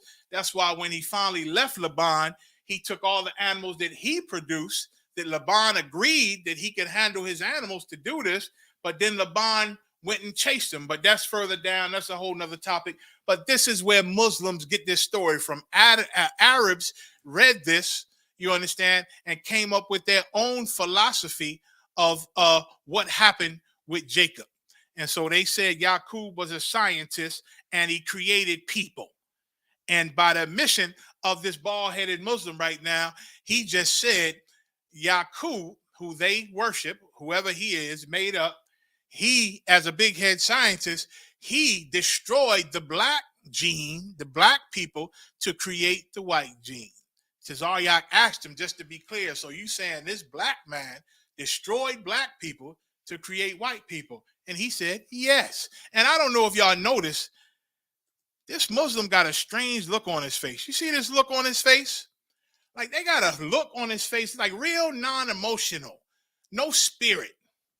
No emotion. It's just, and he's like this through the whole thing. Just straight face and weird, and that nasty chin and face, no beard. You know what I'm saying? Trying to be, I guess, smooth like a woman, I guess they teach them. And no emotion on that face, man. The whole goddamn time. The whole time. You understand? So that's what happened with Jacob and the animals with Laban. You understand? And so that's it. So Islam, so they, in making Islam, they took our records and changed it and flipped it into some weird mess that they dealing with. You understand? Islam is a made man heathen religion. That's just straight up and down. Can I be honest with y'all? Can we talk honest? Let me Islam is a made man heathen religion of the children of Ishmael. The children of Ishmael are known today as the Arab peoples. You understand? The Arab people, the Muslims. The Most High rejected Ishmael and chose Isaac. Jacob is the son of Isaac. And Jacob is the father of the 12 tribes of Israel.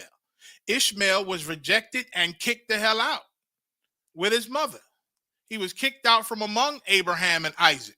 You understand? Muslims will be servants of the Israelites. So will Jewish people. So will every other heathen. That's just in the Bible. Isaiah 14:2 says, and the people shall take them and bring them to their place. And the house of Israel shall possess them in the land of the Lord for servants and handmaids. And they shall take them captives, whose captives they were, and they shall rule over their oppressors. Salakia, that went a little long, but I just had to bring that out about that knucklehead, man. I had to bring that out about the knucklehead. Let me get rid of that. Now, I would like to get into this this war, this Israeli and a war with Hamas. You understand? Let me show y'all this this email. You understand? Let me share the screen. I'm going to try to be quick with this.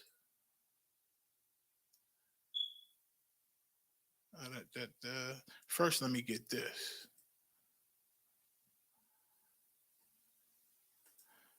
First, I'm going to read this. If y'all can see this. This is the definition of open air prison. Before I read about that history, it says, the Gaza Strip, which some have called the world's largest open air prison. Slocky, let me get rid of that. So the world is called the largest open air prison. It said, is a narrow piece of land, meaning small, it's very small, between Israel and Egypt. More than 2 million Palestinians live in this 140 square mile enclave, meaning all these people live on this small piece of land. Y'all see it on the news. They mapping it out. That little land, 2 million people live on, and they telling them people to leave. 1 point something million got to leave out of their homes because these monsters that make up the Israeli army are coming to annihilate everything. They just blew up a goddamn hotel this morning. They saying it wasn't them, but we shall see. I mean, it's not far-fetched that they lie, right? It's not far-fetched that they lie. Biden over there too. He just went over there. He said the American Defense Department studied the tapes and looked at everything, and they have concluded that it wasn't the Jewish people who bombed that hospital over there in Gaza. I mean, it ain't far-fetched that Biden would lie and America would lie, right? We've been here over damn near 500 years. We experienced the lies firsthand. So all these 2 million Palestinians live in this 140 square mile enclave, making it one of the most densely populated places on earth. Densely populated means jam-packed. Jam-packed. That little space is jam-packed with all these people, man. With all of these people. Now I want to read this for you. Make sure you can see it. I'm going to make myself small. Damn, no. All right. Let me read this. How the Gaza Strip became the world's largest open-air prison. Open-air prison because the Jewish army have been surrounding that little strip with these 2 million people. Got ships in the water. They got drones and planes confining them by air, and they got soldiers all along the border of that little strip, making sure that these people don't get out or nothing comes in that can help defend them against Israel. You understand? It's like it's a prison, an open air prison. You understand? So reading on. In retaliation to the sudden massive attack by Hamas, Israel called for a complete siege of the Gaza Strip. As the world watched, Israel's defense minister Yoav Gallant announced there will be no electricity, no food, no water, no fuel. Everything is closed. Now, this is what Jewish people said. The Israelis said they're going to be no electric. And then they lied on national TV the other day and said, we don't control the electric. That's Hamas controlling the electric. A bunch of liars. That's why Revelation 2nd chapter and 3rd chapter say that they lie. These people lie. However, this was not the first time such harsh conditions were imposed by Israel on the Gaza Strip. There has been imposition of similar conditions by Israel, talking about Jewish people, on the strip of land since the Palestinian enclave was placed under air, land, and sea blockade after Hamas came to power in 2007. Well, Jewish people ain't like it that Hamas came into power, but the people of Gaza, the people of Palestine, voted for Hamas to come in. Hamas is no different from your Democratic Party or your Republican Party. Hamas is just an Arab party of people who the people chose to lead them because they were strong in the Arabs' opinion. They were strong and they could handle the politics and they could fight. It says Gaza, which stands wedged between Israel and North Israel to the north and east, the Mediterranean Sea and the west, and Egypt to the south, has been home to approximately 2 million Palestinians. Let me jump down. Today, amid the raging Israel-Hamas war, electricity, food, and water remain blocked. So the people down there in total hell. And listen, what happened was Hamas, they ran up into Israel in some party they was having and killed a lot of the Jewish people, man, and kidnapped a lot of them. And they still say they got about 199 of them kidnapped, holding them hostage. And it's a lot more dead, hundreds dead. Now, Israel been dropping bombs and slaughtering the Gaza Strip, and they've killed a lot of Palestinians also. A lot of people in Gaza they've killed. They showed the film that the Gazan babies are dead. All the bodies are stacked up, and they asked Israel. They said, "Well, what about the civilians? What about the people who are not in Hamas?" And Israel said, Jewish people said, well, we warned them. We told them to get out of there, move south, because we don't want to kill them. We don't want to kill them. But the woman said, well, how are all these people going to move so fast and move out of the way? What if they don't want to leave? He said, well, there's going to be a lot of civilian death, but that's on Hamas. Hamas is dealing with that. They deflected the blame. Now it's a whole big mess right now of what's going on there. Now that the Israeli Defense Forces, the IDF, have asked about 1.2 million residents to evacuate from northern Gaza, the question arises how citizens are supposed to flee from what right groups, intellectuals, and UN, United Nations experts, and even former British Prime Minister David Cameron have called an open air prison. Like, how are they supposed to leave? This is a prison. It's a small area. You understand? It's a small area. So they took over Gaza. They took over Gaza from Egypt in 19. They go into some of the history of how Jewish people even claimed that land and got the power, the war in 1967, and they occupied the area. But then the world told them, well, you're wrong for occupying the area. Y'all got to get out. So they did take their forces and leave, but they just kept them surrounded by land, air, and sea with that blockade. And after Hamas came into power, a permanent blockade was imposed on the territory by Israel. So they got a permanent blockade, land, air, and sea blockade. The Gaza Strip overlooks the Mediterranean. Israel established a 60-kilometer long fence on its Gazan border in 1994, which was upgraded, Salakia,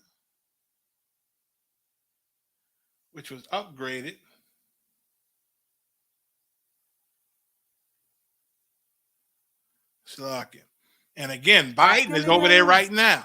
America is over there. They got 2 big warships, 2,000 Marines. They over there. And the Arab peoples, man, they said to hell with America then. They said America can get some. They always say the voice of the oppressed is violence, right? When you're oppressed and you ain't got no voice, when your oppressor is keeping you down, like blacks and Hispanics know all about with this American oppressor, you understand? Now these people in Gaza, they feeling a tiny bit of what we felt, but they're still a lot freer than us because they got people to fight for them. They got an army. They have an economy. They had hospitals that they own. You understand that they ran. They had underground tunnels and all that. They had a whole government and system over there of their people. Black and brown people, we don't have that in America. Our enemies rule over us.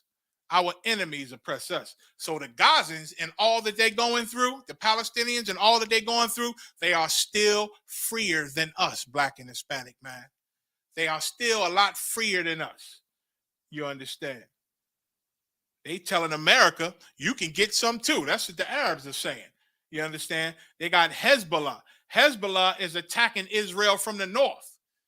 From the north. You understand? And let's say what? Oh man, what happened today? Today it said Iraq fired missiles at the U.S. forces. This happened. I heard this morning, man.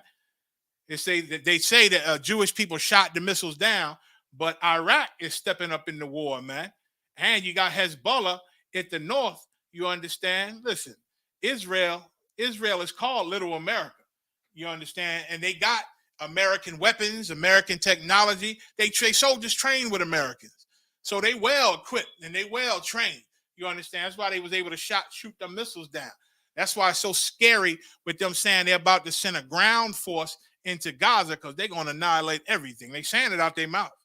If we see them, we're going to shoot them, even from a distance. If the civilians don't leave, then you're going to have civilian death. They killing everything because they're monsters. They're monsters like these monsters over here in America, man. The same monster. But Ishmael is a wild man. Y'all know that prophecy, right?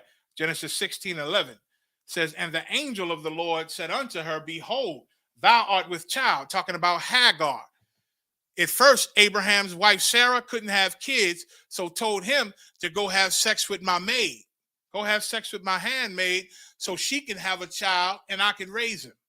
So the angel came to Hagar and said, behold, thou art with child and shalt bear a son, and call his name Ishmael. Ishmael is the father of all the Gazans, the Palestinians, the Iraqis, the Iranians, Saudi Arabians, all the Arab nations. Their father is Ishmael. And so God, the God of Israel, who Abraham, and y'all read in Genesis, Abraham was a Hebrew, make no mistake. Even though he fathered Ishmael, the Arabs, Abraham was a Hebrew. So Ishmael came up speaking Hebrew. So the Lord told his mother, you're going to have a son, call his name Ishmael, and because the Lord have heard thine affliction. That's why his name is Ishmael, Yashemai Allah, affliction heard in the Hebrew. Salakia. Genesis 16:12. And he will be a wild man. And the Arabs are wild as hell. They don't back down. They ain't no punks. You understand? Like I said, they saying America can get some too. You want to come over there and visit Israel while they killing us up when we only did that to them because we tired of being oppressed. I know the feeling. But we ain't allowed to move like the Arabs move. We got to be patient, Israel. We got to wait on our king. We got to wait on our God. Our hands are tied, but it ain't tied to raise up this nation like the Lord want until we get the green light and fish them out of every hole, like Jeremiah 16 tells you. You understand? That day is coming too. You understand? Genesis 16:12, and he will be a wild man, talking about the Arabs or the sons of Ishmael. His hand will be against every man, and every man's hand against him. And he shall dwell in the presence of all his brethren. That's why all of them pissed off now. Israel been killing up a lot of them Gazans. Now you got Iran pissed off. Iraq is pissed off. I don't know. I'm looking for Saudi Arabia and seeing what they gonna do, or is they gonna remain sellouts to their own brothers? That all the Arab forces, Hezbollah, they got a whole bunch of other little groups, Arab groups. I heard is gonna be stepping into this, and America know it. And America's telling the Jewish people. And Jewish people have said it. I've been watching the news. They said the only thing's going to come if Israel, if the Jewish armies move in and do what they're saying they're going to do, the only thing they're going to do is create more terrorists.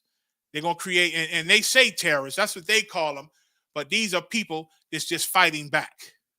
These are people that's fighting back. Like Malcolm said a long time ago, and I quote him because Malcolm, he loved black people. He was trying to do for black people, but he was ignorant.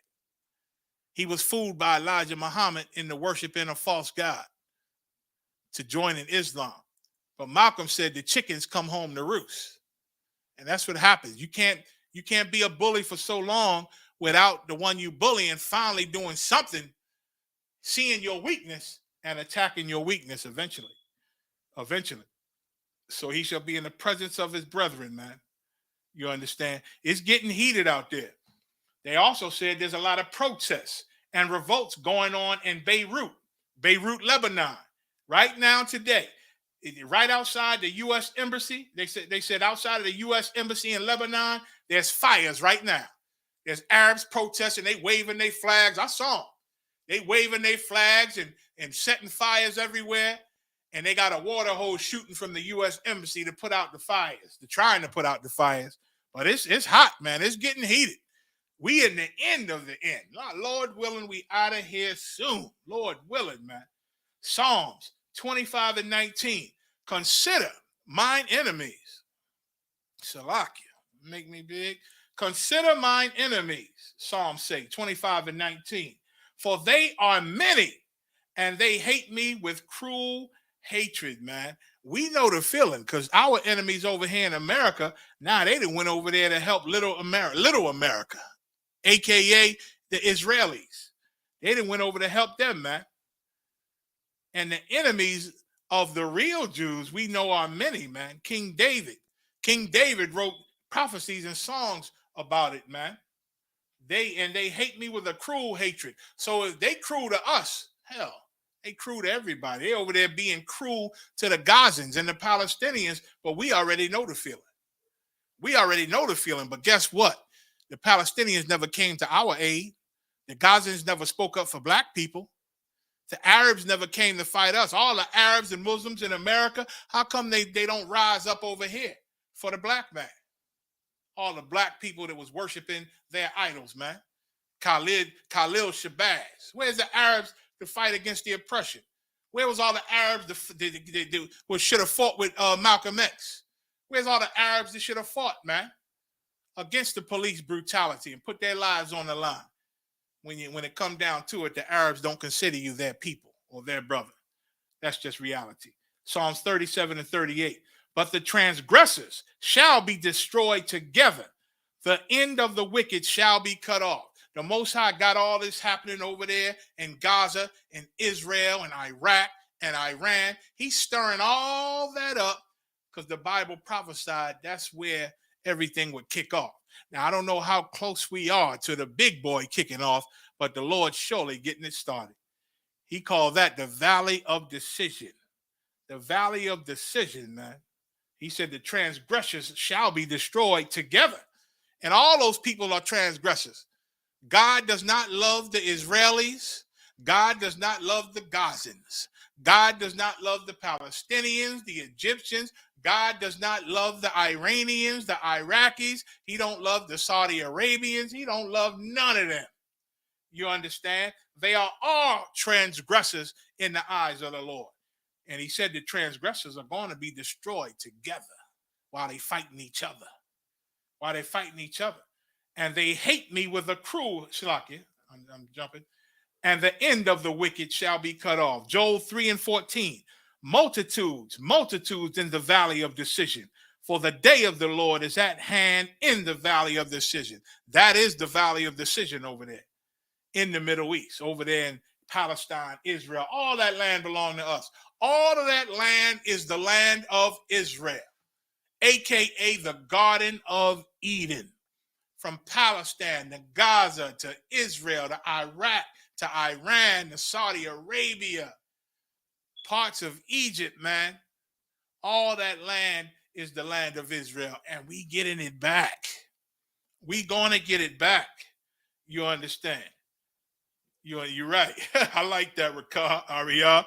He said Israel is America's firstborn. Ukraine is America's newborn. And you know what they got in common? Jewish people. Ukraine is full of Jewish people. You understand? So really, it's just the firstborn getting another home. You understand? Joel, finishing with Joel 13 and 15. The sun and the moon shall be darkened, and the stars shall withdraw their shining. And the stars is always talking about wisdom. The sun and the moon is talking about their intelligence. All their intelligence, all their smart warfare. How did Hamas sneak up in Israel and do what he did to all them young Jewish people at the party? And some of them were American too. How did they do that? Because the sun and the moon shall be darkened, man. All your smarts and your defense, it's going to have holes in it. And your enemies are going to be able to attack. The people you oppress are going to be able to attack. You understand? And it say the stars shall withdraw their shining. Who's the stars of this beast? Who's the stars of this wicked man?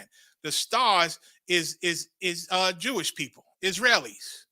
They're the star of America, man. They're little America. It said they should withdraw their shining, meaning all the evil about them is coming out because they complained what Hamas did. Look what they did to the babies. They crying. My mother was taking stuff to kids. That's all she does. And they shot her, told her head with bullets.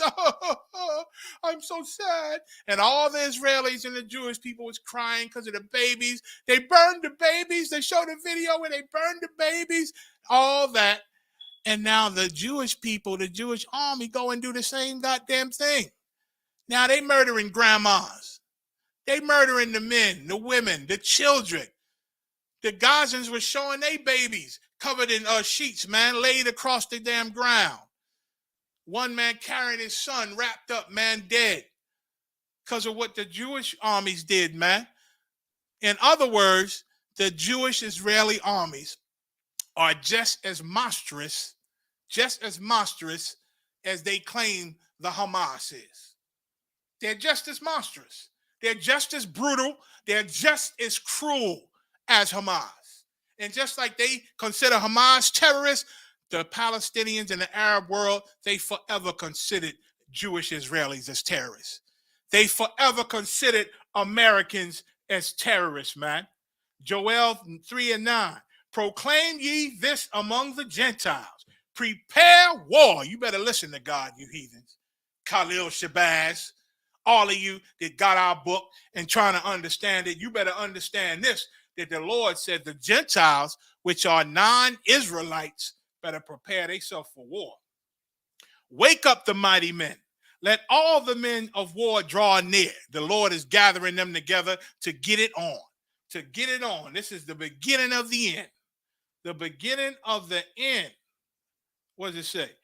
Let them come up. Let them come up. So it's time to get it on, man. It's time to get it on. Listen, war and bloodshed has to happen for us to be free. I know a lot of you don't like that with your Christian hearts. Let me say that again. Let me repeat that. I'm going to repeat that just in case you missed it. War and bloodshed has to happen for us to be free. It is a must. The wages of sin is death, and all the sin and evil that all of our enemies have done to us for all this time. We are the children of God. We are the sons of the Most High, his favorite, his chosen. We are the brothers to the mightiest man that ever walked the earth, Jesus Christ, Yahushua.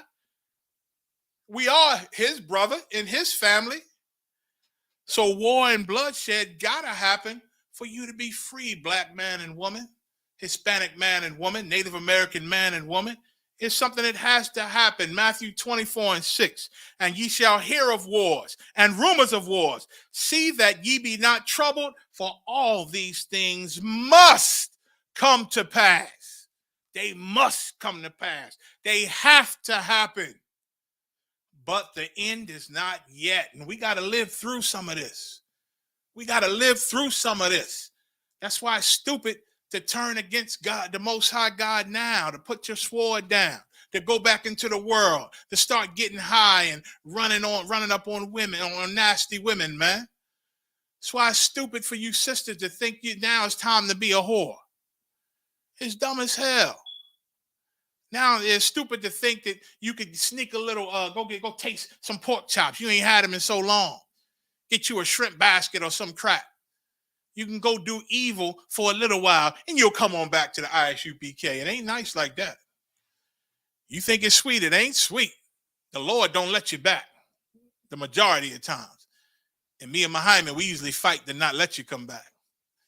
Of course, Commander General Yohana, the greatest brother on earth, he fight us to find a way and something you can do to earn your way back. But you leave it up to me, go the hell away. We don't need the problems, man. They got purple groups, candy cane groups. They got groups in all white. They got groups that wear rags and Adidas. They got all type of groups out here. Go join them, nigga. We don't need you. The Lord don't need you. We want our dedicated soldiers, man, and that's good enough. That's good enough. We want our sisters that love us, and that's good enough. Hell, the sisters in the ISUPK about to have a priest appreciation dinner because they love you brothers so much. In the Philly school this Sunday. In the Philly school. Sister Rataza Bath, man, and her whole crew. Sister Naima. Sister God damn. Ahawaba's daughter. Salakia says. I just got a mind block. And all the sisters that roll with them, man. All the sisters that roll with them. Amawana, Salakia. All the sisters that roll with them. They putting together a whole priest appreciation dinner for the love of you prophets in the ISUPK and all the work you've been done. And they know they totally safe with you because you understand that somebody got to bleed for us to be free. The Most High requires it. The Most High requires it. Our King, when he breaks the atmosphere, when he comes out of that sky with 200 million angels with him, there's going to be more bloodshed. There's got to be bloodshed right now. The Lord's stirring them up in the Middle East. The Lord's stirring them up over here. Some landlord just stabbed some little Palestinian boy to death. Said, all you Muslims got to die. Then somebody else burned up a Jewish woman's dorm room over in Drexel University. And something else just happened, I think in Chicago or somewhere else. I forget where. But that spirit going to spread. General Commander General Yohana said it. That spirit of war that's over there, it's going to spread all over the place, man. That's why you soldiers in the ISUPK, tool up. Tool up legally. Step up your defenses. In all our schools, step up the defenses, man. We on high alert because the spirit of war is in the air. And we better defend our own. Revelation 19:11, I'm going to get my last one. And I saw heaven open, and behold, a white horse, and he that sat upon him was called Faithful and True. Faithful and true. He that sat upon him was Jesus Christ, man. Was Jesus Christ sitting on that white horse. He was called Faithful and True because he's the greatest man that ever walked this earth. The greatest Israelite, the greatest human. That's why the Most High God called down to Peter when he was with Christ and said, "This is my beloved son in whom I am well pleased. Hear ye him." That's what God said. That's what God said. He hollered out of the heavens to Peter and the brothers that was with him and made it clear that this brother, Yahushua Christ, he the one to follow. That's it. Be like him because he's my greatest work. He's my greatest work. And John had a vision with Christ coming out on a white horse.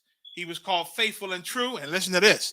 It says, in righteousness, meaning this is of God. This is righteous. This is prophecy. In righteousness, he doth judge and make war. And put that in your hat, Christians. It's the New Testament. Jesus Christ coming back on a horse. And in righteousness, by orders of God, he coming to judge this place and make war with it. Somebody got to bleed. Somebody got to bleed to get the kingdom of heaven. And it's a beautiful thing. And it's a beautiful thing. So the water y'all for hanging with me a few minutes over, man. I appreciate it. It's time to get it in, man. The work don't stop. It's a beautiful day, beautiful day. A beautiful day to be in the ISUPK. A beautiful day to be a black man, a Hispanic man, a Latino. A beautiful day to be a Native American Indian, a First Nation. Ain't nothing better than being this, man. While they got all the money, the riches, and everything, guess what? It all belonged to you, number one. And number two, the Lord gonna raise us up and we getting it all back. We getting it all back. Kwam Yasha Allah. One West, let's do the damn thing. It ain't time to slack. It's time to get more serious. Shalom.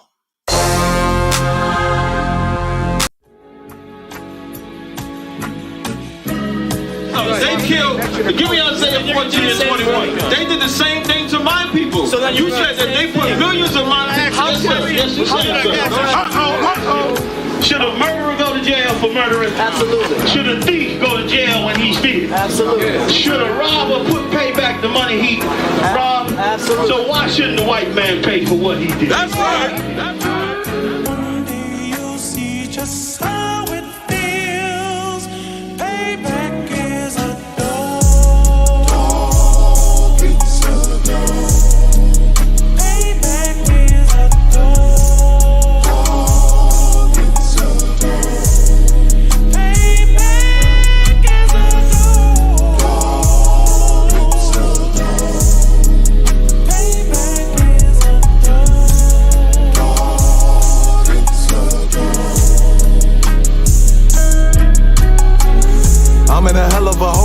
was never expected to grow.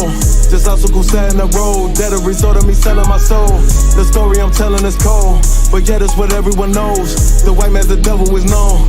America was never our home. Only a place of captivity, saved facility, hating, disfigure me. They claim that I'm lazy, be killing me. Maybe this slavery draining my energy. 400 years and counting. The trail of my tears is countless. Main fact that I'm here is astounding, but I can't wait till this shit is surrounded. Ready to tangle my king and the angels, be ready to rap. Cracking the sky, nuclear missiles and make it official. I'm capturing every cracker surviving. Put them all in chains where they need to be. Slavery for me. And let the whole world see that with them in the cage and safer in the streets. Put the dog on a leash. Get resolved for the beast. 144, get the ruler show, we could all be at peace. As soon as the trumpets are sound, your kingdom we busting it down. The only way justice is found, the time for your judgment is now. You'll see just how it feels. Payback is a dog. It's a dog. Payback is a dog.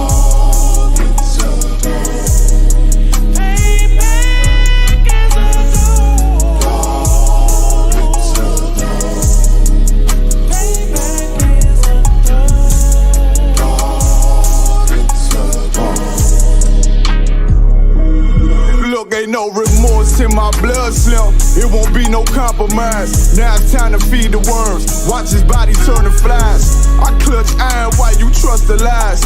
The next Glock I buy gon' be Gen 5, I get it customized. And sending shots off like farewell. Praying payback come back around like a carousel. Still remember your Honda's words ringing in my head like bells. Said you in this body, you fit a Lord, fuck the cartel. Triangle choke, apply pressure to the game like I did Von Dale. Payback's a bitch in his dress, she a bombshell. Revenge is served cold, I just hope they make an oxtail. Glock fresh out the box, I swear it got that new car smell. Made myself a target in a world of mad shooters. Devils design fire for our babies to pass through. In the day of our king's reign, I'll be overzealous. They bought my jealous, I bought brand new pair of bellows. You'll see just how it